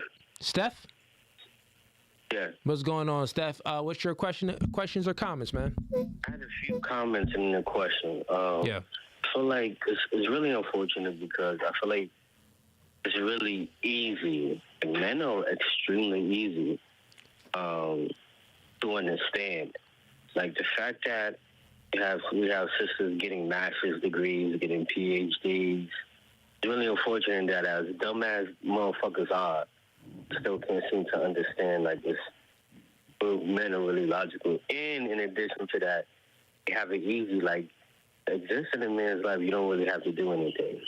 Tell me if I'm right or wrong. Like, you have to, of course, work, but if you don't do anything bad, a lot of men would just tolerate that woman. Yeah, that's facts, man. If you don't do anything bad. Yeah, most men, even if, most men would settle with the average woman and, they'll stick by that woman's side if she doesn't if she doesn't cheat or do anything, promiscuous. That's the main thing that would be bad. The other things that will be bad is really, not being submissive or following his lead. But yeah, man, any other questions or comments? Yo, what is your stance on reparations? Reparations, my stance on reparations. So, I mean, when I was maybe about 8 years ago, when I was a full in victim mindset and a full liberal, my stance was a little bit different back then. But how it is now, I think that in America as of right now, reparations is like compared to a woman saying, I get into a relationship with a woman and she's like, well, my last man, he had this and this and this and he owed all this money. He put me in debt and all of this other stuff and he traumatized me and all of this. And then that woman is in a relationship with me now and she's saying I got to pay everything for the last man. Meanwhile, I'm not in a relationship with the other man. Meanwhile, I don't know that other man. And meanwhile, she not with that other man. So that's reparations. So I think of that. I'll lay my plan in a second. So with that being said, things happened in slavery, right? Things happened years ago. We know that America, they gave money to other countries. We know that they gave money to the Jewish community, I believe, due to the Holocaust. We know that they gave money to the Japanese due to, those situations. We know that they were giving money out. We know that. But it was at a time, even though that they gave money out, I'm not saying that they shouldn't have gave money out. I'm saying that that's just, and they still give money out. We still always give a foreign aid out to all of these countries, but here in America, the black people, we don't get anything. And what I'm saying is, here in America, the black people, we live in a first world country. We have all the opportunities that billions of people in the world don't have. Billions of people in the world want to come to our country. We built those opportunities. Yeah, we help build the opportunities. But what I'm saying is, if they do reparations, they didn't build theirs. Yeah, but yeah, let's say, where is the money coming from? Oh, these white people now is going to give money to us? Because it has to come from taxes. So that means that all of us the taxes is going to go up because we all got to pitch in to give black people reparations. My great-grandmother was a house slave. So I totally get it. But at the end of the day, it's like, where's that money coming from? From right in the back, we got Dan and Steve, two white boys. What is going to come from? Dan and Steve didn't do anything. I did. We tax different tax that's like if a law has been uplifted and they want to decide to add a tax or something. Then you also have insurance companies and people that did scandalous things to black Americans. It can also charge them a tax because, for example, they used to destroy burials. They used to do insurance scams on slaves and their parents. And they made 10 times that money. And that money grew to wealth. And there's also banks that did redline, that did prevent black people from getting things that they can also assess a tax to as a contribution for their sorrows, even though they already made 10 times that. Yeah. In addition, the government also had a part of in slavery. They sanction a lot of the killings, the mass murderers. They do have insurance if they are being sued by a group of people, say if it's like the police. And they had insurance on many of those things. Mm-hmm. Legal's insurance, millions and millions of dollars in the insurance company. They're covered for that, for any big suits or if they're sued. So it would actually be convenient for them to do something like 2% towards their weed tax or a certain tax for people who had an involvement in like 1 to 2%. They can afford that. Yeah, I get what you're saying, man. And not to cut you off, I truly believe that there can be an idea. There were many ideas that was pushed forward about reparations. Some ideas that was like, it seemed like this could work. But as black people, I am a black man, and I think that you are a black brother as well. As black people ourselves, it is nonsensical to focus on reparations and asking for a handout from the people that enslaved us. It makes no sense to even focus on that. So listen, since we are in a first world country, I got you. Since we are in a first world country, this is about prioritizations, right? So as men, if we're going to prioritize anything, instead of asking for a handout, right? If you want to do that, ask for a handout. Let's get a group of people. You can't ask for anything. You got to take it. Not going to give it. We got to take it. And guess what? Now we're speaking, right? Now it's a different conversation. Since we can't ask for reparations, I do agree. It's pointless to ask. If you're going to do anything, the masculine essence is to take, right? That is to take. So if we're going to be speaking about taking, okay, how can we get to a point to where we can take? Well, that's going to be bettering ourselves mentally, physically, spiritually, and financially, right? As black people, right? So within doing that, got you. So within doing that, then why even speak about reparations? We should be speaking about, okay, how all these black women as single moms, how can we change the culture around? Hip hop music, you got drill music talking about shoot 'em up, gang bang, all of this other stuff. Molly Perkins says all of these other things, all of the degenerate culture that we push forward as black people, right? It ain't doing anything for us. It's harming us. It's pushing us backwards. So what we do is focus on nuclear families and culture. And then in due time, as we gain some more momentum and some more power in the economy, then we could speak about maybe a take. But at the end of the day let's not even speak about a take like that, because then we're speaking about like, what is it? Like in-country war. What the freak is it called? Civil War. Then we're speaking about like civil war. And we outnumbered. What is it? 60% of the population is white people. And then you got to think we're better together than we are apart, because we are American at the end of the day. So forget about then you got to think about, all right, so forget about the take. But what we can do is just become better as a people by having a nuclear family and pushing for better ideas for our culture. Then in due time, we'll have better results. For black people. Since then we'll have better results, then we'll be more in the space where we'll be able to have better spaces in Congress, better spaces in the White House, better spaces to actually get bills pushed forth across so we can actually make some change. But we got to start with ourselves first before even speaking about the white man and reparations. Any other questions though, man? And actually I'll let you put your last point in. No, I don't have no more, but... no other questions? Cool. Yeah, that was it. That was it? But yeah, can I man. respond to that? Oh, yeah, you can respond. Go ahead. No, I was going to say, I definitely agree with you on everything. However, the only pushback I'm giving is that each and every group of people who come here, they all get a helping hand, and it's almost like a necessity, right? So, for example, to make anything, you need a loan. Need a bank loan. To get economic power to make progress, we need those loans. We need the credit lines, and we need to come together through the economy. But if you still have a history of racism and people having foreign bias, whether it's in the government because black people are entitled for representation and work and resources through the government because they are voters, that's just their right, whether we work on ourselves or not. That is what the source is for you to be successful, because the government is tied with the banks. The banks have to give you representation. They have to give you the money, like grants, for you to open up a school, for you to open up a bank. They got to approve that.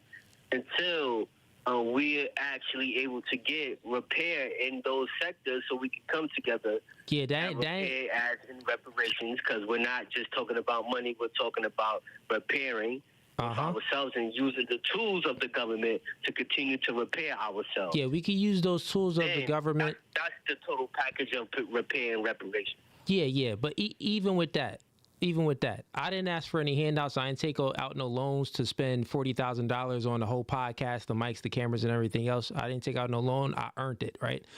P. Diddy has all of this money. Jay-Z has all of this money. It's a lot of black people. Loans. I got you. I got you. So what I'm saying is this, right? You got to change the mindset. Because there's a lot of black people that are millionaires and it's a few billionaires, right?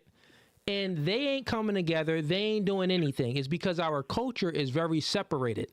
So now you got to think of why aren't black people like coming together and doing anything, right? And why are we so stagnant?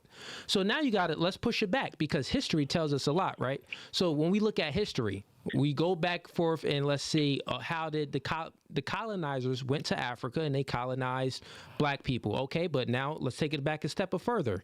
There were other black people enslaving other black people. Okay, so why weren't we fully together back in Africa? Well, got to think about it. Africa is a huge continent with a lot of different countries, and back then it was a lot of different nations and villages and stuff like that. So it was always black people competing with other black people, just like it was white people competing with other white people, right? So since we were able to be conquered by another group of people because we weren't together as a people, because it was different back then, it's the same now. We can't be doing the same thing that we was doing back thousands of years ago. We got to come together as black people. Let's just think about it. Say if all the black millionaires and the billionaires got together and actually wanted to buy a bank, they could get a bank. Niggas can have a bank. If we all got together and wanted to have a huge college and the universities and all of this stuff, we could have it. The fact is that black people ain't together is because the mindset isn't right. The mindset isn't right is because the culture isn't right. The culture isn't right is because the family isn't right. So we got to start where I said the family, culture. Good families will produce a better outcome for culture. A better outcome for culture will produce better economics for black people. Better economics will produce better rights for black people and better positions in society for black people.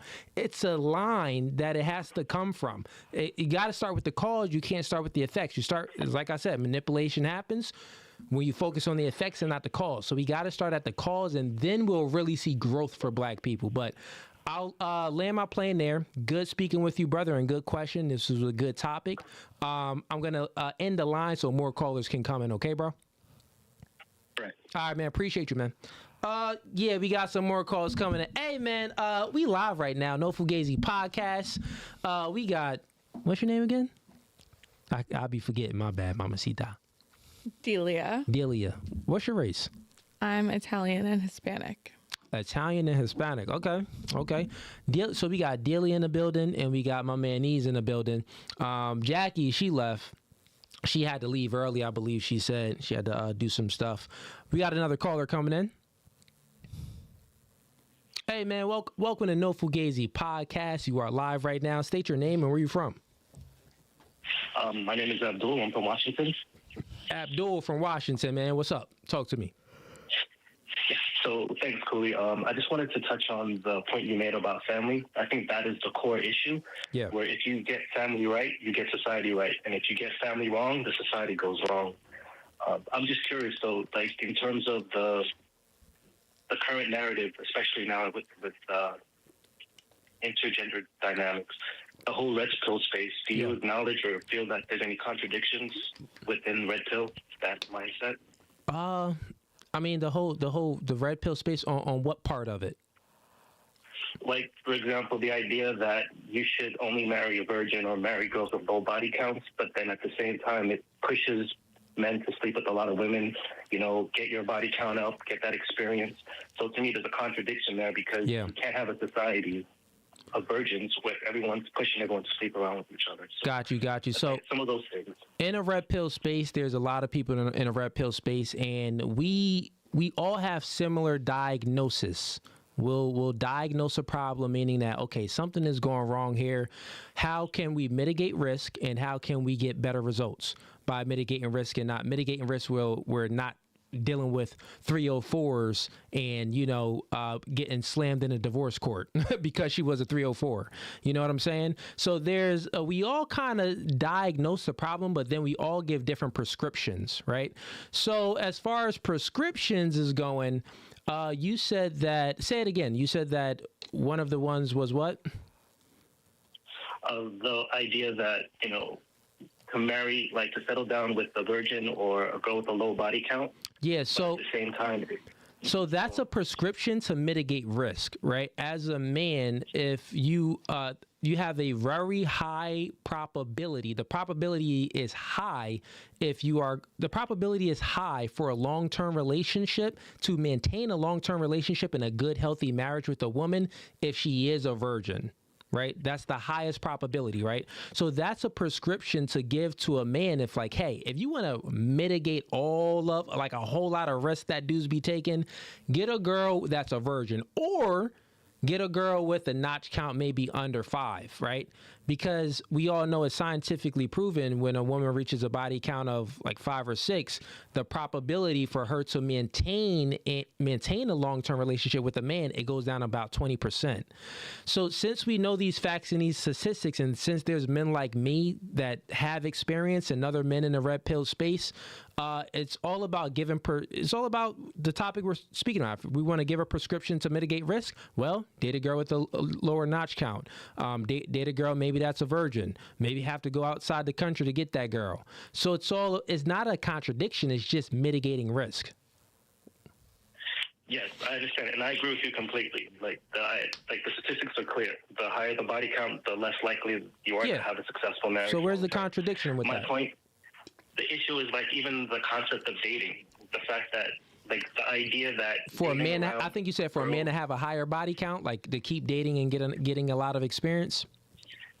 That as well. That was one. So I don't give out that prescription. That's not a prescription that I give out. But it isn't when it's a reality. If you actually think about it, it is reality. How can a man? One, we already know women are attracted to experienced men.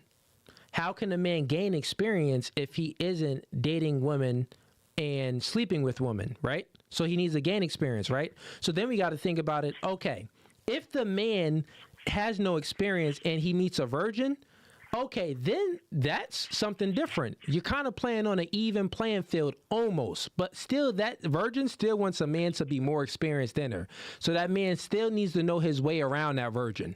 Like, he needs to still understand intersexual dynamics between men and women, and that he's not equal to her. You know what I'm saying? So then he still needs to understand female nature to a very high degree. So then that means that we still need to speak this ism, because he still needs to know. But the reality of it, most women aren't virgins, right? So since most women aren't virgins, in order for a man to have a fighting chance, he needs to gain some experience. If not, he's gonna get ran through. Like, he's gonna be dismissed and disqualified by so many girls. So then it's like, okay, I understand that some people from the red pill space may give a prescription like, hey, man, you need to gain some experience. Maybe some say get a body count of 10. Maybe some say get a body count of 20. I don't give any body count out. My thing is, if you can find a girl with a lower notch count or that's a virgin, then try to do that to mitigate risk. But that's a very, very low probability. So we have to live in reality too, right? So since we have to live in reality, we got to say, okay, well, men, just become the best version of yourself. Get out there, be disciplined, and really work on yourself and try to accomplish things. Don't be lackadaisical. Stop playing video games. No masturbating. Get out there and be the best version of yourself. So when you operate like that, you automatically will get better results. Like, that's just the facts of it. I agree. The issue is, I think it's a bigger macro issue of the fact that that whole paradigm, I would question even that reality. In the sense, like you said, the reality that we're in now is virgins are rare. The question is, why are they rare? and not just, well, obviously you deal with the reality as it is, but then you have to ask the bigger question of how did we get here? And I think you touched upon it earlier in the podcast about the importance of God. So even the concept of marriage now, right? Yeah. If you marry someone and you're not religious, those vows don't really have any weight. It's basically a countdown until I'm unhappy, then I go on to the next thing. But if the concept of God is real, it's true, then you have a sense of responsibility, something greater than yourself. And like you said, that actually ties into becoming the best version of yourself, because you know that you have to take care of your family, all these things.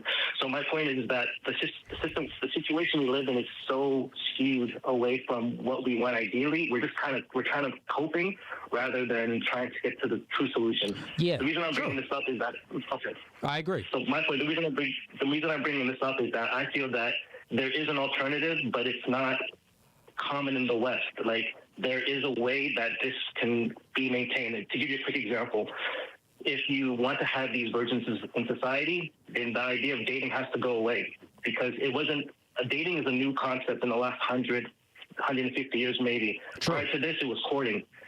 And that meant you had to be a man and come to the father, step up and say, I'm interested in your daughter.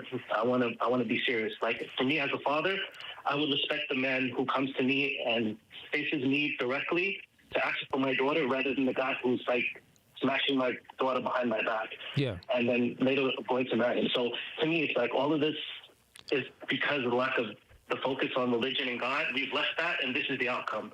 So I think the Red Pill space doesn't address it because it doesn't talk about religion, but to me, that is like the missing piece. What are your thoughts? Yeah, no, I 100% totally agree, man. At the end of the day, everything you said is correct. So human beings, we cannot balance ourselves. I said this before on other podcasts. We are incapable of balancing our own self, and especially if we come in a group, and then that group builds a village, and that village builds a community, and that community builds a state, and then a country, you know what I'm saying? Which is a nation. We are very incapable of balancing ourselves and us as a group. So we need God. We can't do it without God. So here's the difference between me and other podcasts in a Red Pill space. I always bring it back to the cause, because if you don't bring it back to the cause, you're going to keep on manipulating people. So I always say, hey, at the end of the day, we need to, if we're going to speak about how things should be, right? We're going to have that conversation, how things should be, and how we get things to turn around. Then, hey, we need to, we need a strong base. Strong base is foundation of a religion, right? Okay, Christianity, right. Islam, something like that, right? That has order, right? One, we need order. So then you have a religion which creates order. Then you have a better, you got the courting process, right, of what you just explained. Through that courting process, you'll have better family units, right? Have a more nuclear, solid family. And then from there, from a nuclear family, you'll create better members of society. And better members of society, we create a more healthier culture. So, yeah, we need to start with the cause, and that cause is always going to be God. So, yeah, we got to bring God and religion back. But at the end of the day, man, you got a lot of people in this space. They're focused on a lot of these people who don't even believe in God. They still believe in, like, evolution and stuff like that. So evolution ain't balancing not a dang thing. They don't understand anything. Evolution ain't balancing nothing. You need to look and seek a higher source, which is God. People are so solipsistic that they think that they can figure out things on their own. Wrong. You can't even balance yourself, you stupid idiots. You need God and religion. That's a great point, Cooley. I think of the fact that people trust their intellect so much, but then if that's the case, that if you look at the mistakes you've made in your life, that came from that same intellect. So that just shows you that you're flawed. Like, you just can't trust only in your intellect. Yeah, don't matter how smart I get, don't matter how many books I read, don't matter how many people I watch online and stuff like that and learn from, or learning from books, or even reading the Bible, we are incapable of really becoming top G. You know what I'm saying? We're incapable of really becoming top G. We know it's top G, respect to Andrew Tate, but we are incapable of, really becoming a real top G, which is, balancing ourselves and following. I mean, if you're Christianity, really following Jesus, you know, being as close as we can to perfect, which is we're incapable of. So yeah, but good question, man. I'll go ahead and any last thoughts or anything? That's it. Thanks. That's Cooley. it, man. Appreciate the time. Appreciate you, bro. Appreciate you for support, man. Peace. We got more calls coming in. Before we get to the other calls, dang, man, we've been rocking for a while. I've been speaking for a while. Y'all got anything on this? No? Y'all just chilling for the ride? Okay, cool. We're going to take 2 more calls, and we're going to wrap it up. 2 more calls. We're going to wrap it up, man. Let's see.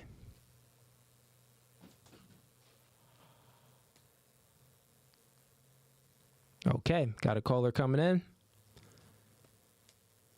All right, man, you are live with... Oh, you hung up.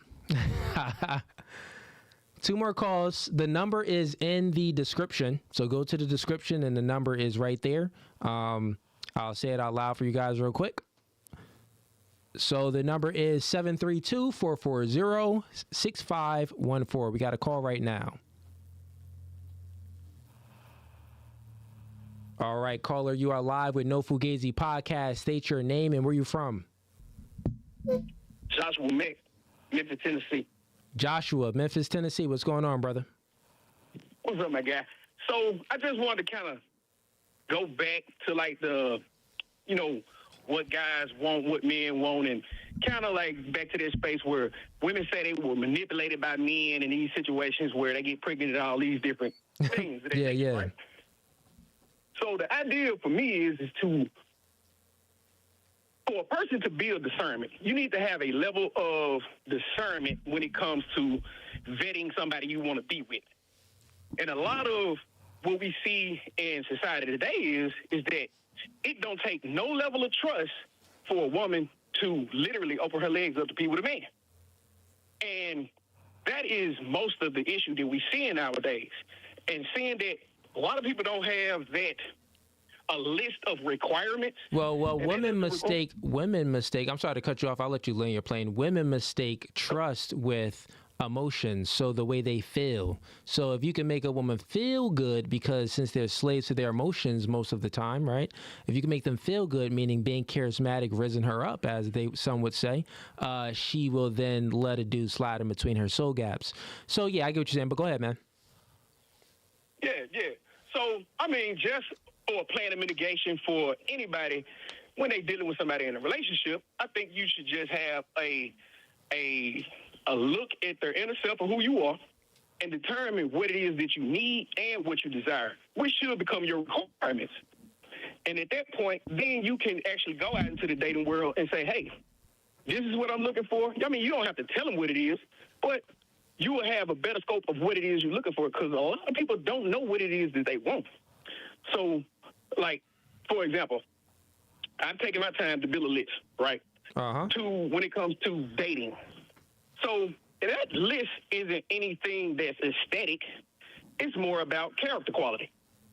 So just to kind of run off some of the things that's on the list is just like basically this. Hey, I need a lady to be responsible, accountable, nurturing, affectionate, compassionate, sensitive, a thought partner, somebody who's supportive, somebody who's empathetic, somebody who's cooperative, gentle, somebody who's expressive, devoted, understanding, let's say gracious, driven, passionate, proactive, confident, a social butterfly.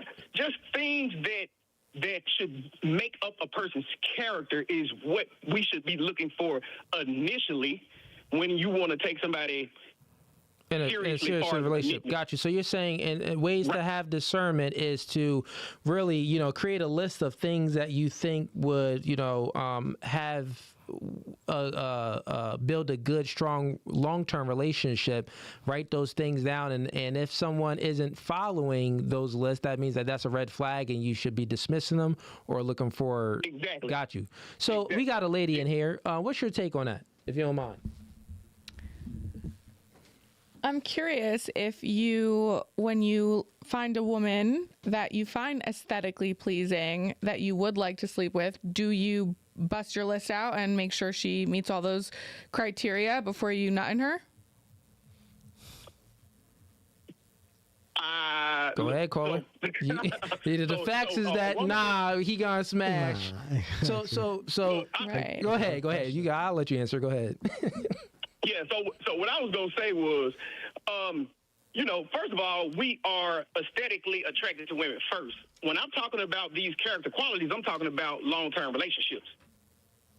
So if I find you sexy, attractive, and stuff like that, that means you sexually arouse me. So, yes, I'm going to knock you down. So he's saying that he ain't going to wife I'm you. looking for your... Yeah, right. So now, after I knock you down, I'm likely looking at your whole character now. I'm looking at the composition of what makes you up as far as your character quality.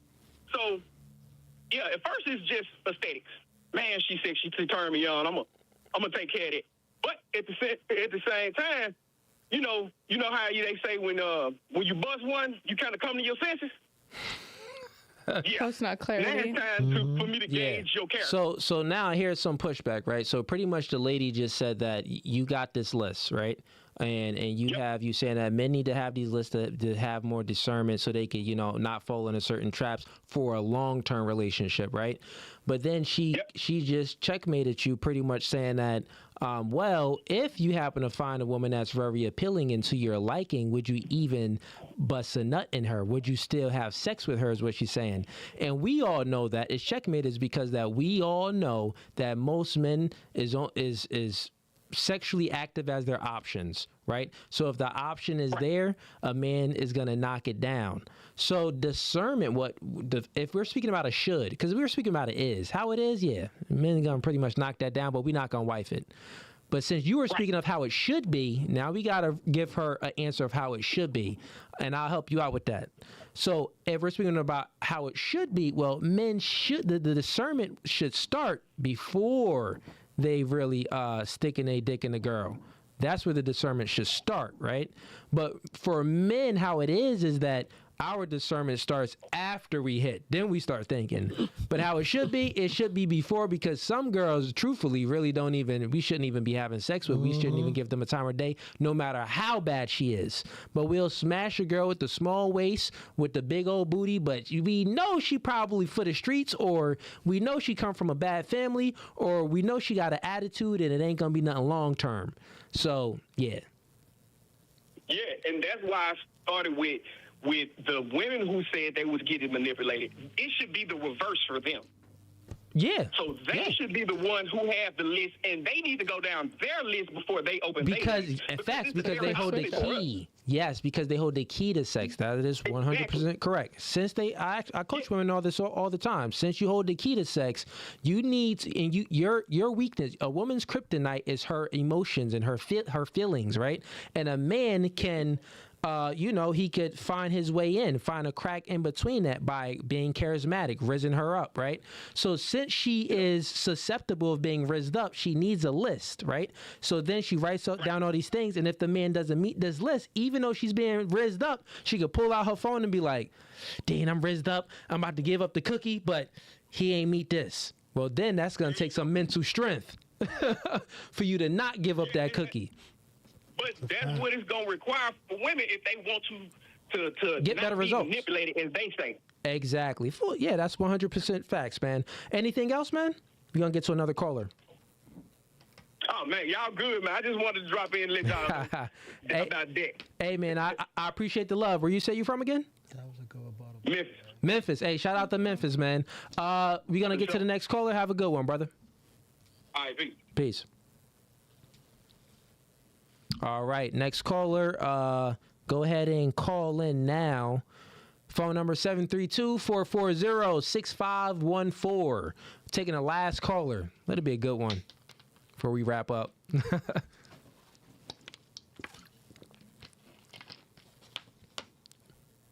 All right, let's see. Is this the same caller? Hey, welcome to No Fugazee Podcast. We are live. State your name and where you from.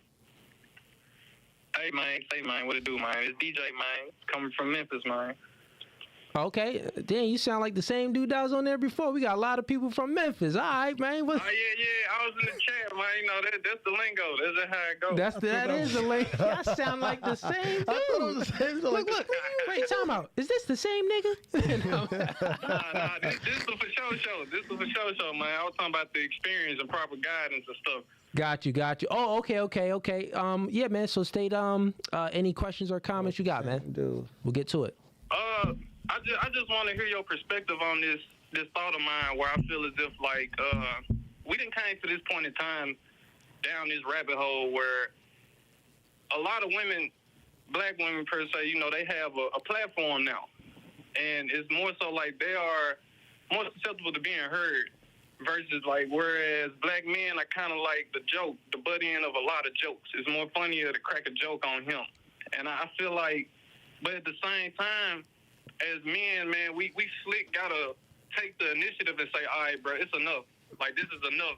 Like, I have learned that in relationships, like, even when it came down to simple things like going to work out, I had to say, hey, let's go work out. I don't think I've ever dated a woman who was like, babe, I think I'm gonna go for a run today. You know what I'm saying? I'm like, well, damn, let me join you. Okay. So I feel like it still come back to, like you said, the balancing of things, like you know, homeostasis and stuff with the body. The body always trying to balance itself. Mm-hmm. And I feel like at the end of the day, if we did learn how to come and work together on that type of instance, like use their platform, but just respect our logic of thinking, and we can possibly start, like you said, with our children. Because at this point, if you basically out of high school and all this stuff, like past your 20s and stuff, man, you know, it's time to start looking towards the youth because they're going to start running. You got to start being teachers at this point. And I feel like that's where we lacking, where it's still like people trying to be cool and in the scene, but it's like, bruh, it's a bigger war that we fighting right now. And it ain't even got to be all of a bloodbath or anything like that, but it starts, like you said, in the end, coming back home. And I just wanted to see your perspective on that, bro. Yeah, I would say that, you know, most human beings aren't really conscientious human beings. They lack it. They lack critical thinking. They lack to have the, you know, to assert themselves and really, you know, pursue a goal of purpose. You know what I mean? So what you just said that there are a lot of black women that have pretty much, you said that a large space in media. And you pretty much said that if it's some way where they will allow us into their space and to be able to handle our logical speaking, that ain't gonna happen, bro. Yeah. I figured that much, but that's what I'm saying. It's a hard task. Like, people just not gonna allow us in that type of. Yeah, man. I bring on guys and I have debates with them. I'm sure if y'all probably seen some debates that I had with Mr. Let Go and Jermisha. I have debates. I have debates with people, and those men, black men, I mean, they have very feminine mindsets. They think very subjectively, besides objectively. They can't really speak in generalities, but the world works off of generalities. Things can only get done off of generalities. So since they lack the ability, most people just lack the ability to be able to critically think, then it's going to be hard, bro. And then when you get a logical brother like myself or a lot of other people in a red pill space, or not even within a red pill space, just, you know, competent individuals, we can't really infiltrate this space. I'll definitely allow those people on my podcast, but they won't allow me in their space. That's the thing. Think about it. It's all with the Democrats and the Republicans almost, right? The Democrats Fox News is very open to bringing on, you know, people from CNN and different perspectives into debate. They're always open to it. CNN is like, we don't want to, you know, hate speech. We don't want to bring you on. We're this, we're that. They're like very canceled. They can't deal with it because they operate off of emotions first. They prioritize emotions first, then logic, right? Thanks. We real men, masculine men, we prioritize logic. I mean, emotions is going to be there, but we act despite how we feel. So it sounds like it's a good thing and it's possible to happen, but it hasn't happened. This is why I'm saying that we are incapable of balancing ourselves. This is the thing.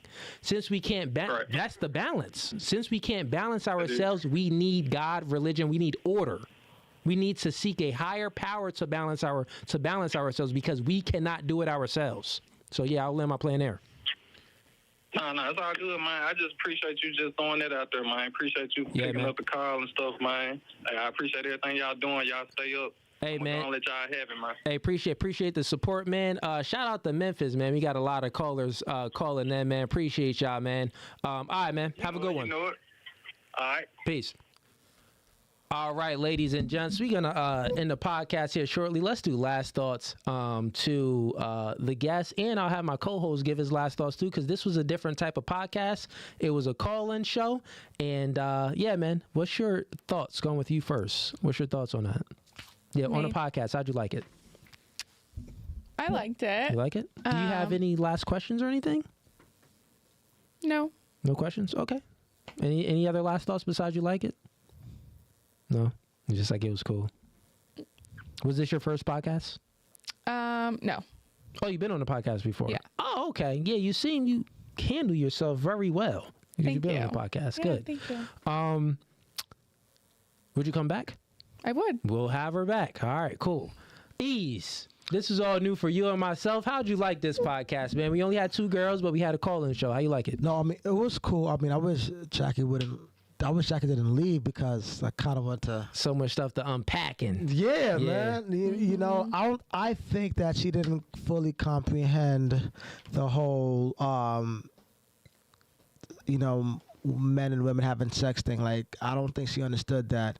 You know, a man will not have sex with you if you say no, unless it's RAPE. But yeah, bro, it's very simple. She lacked critical thinking skills. Right.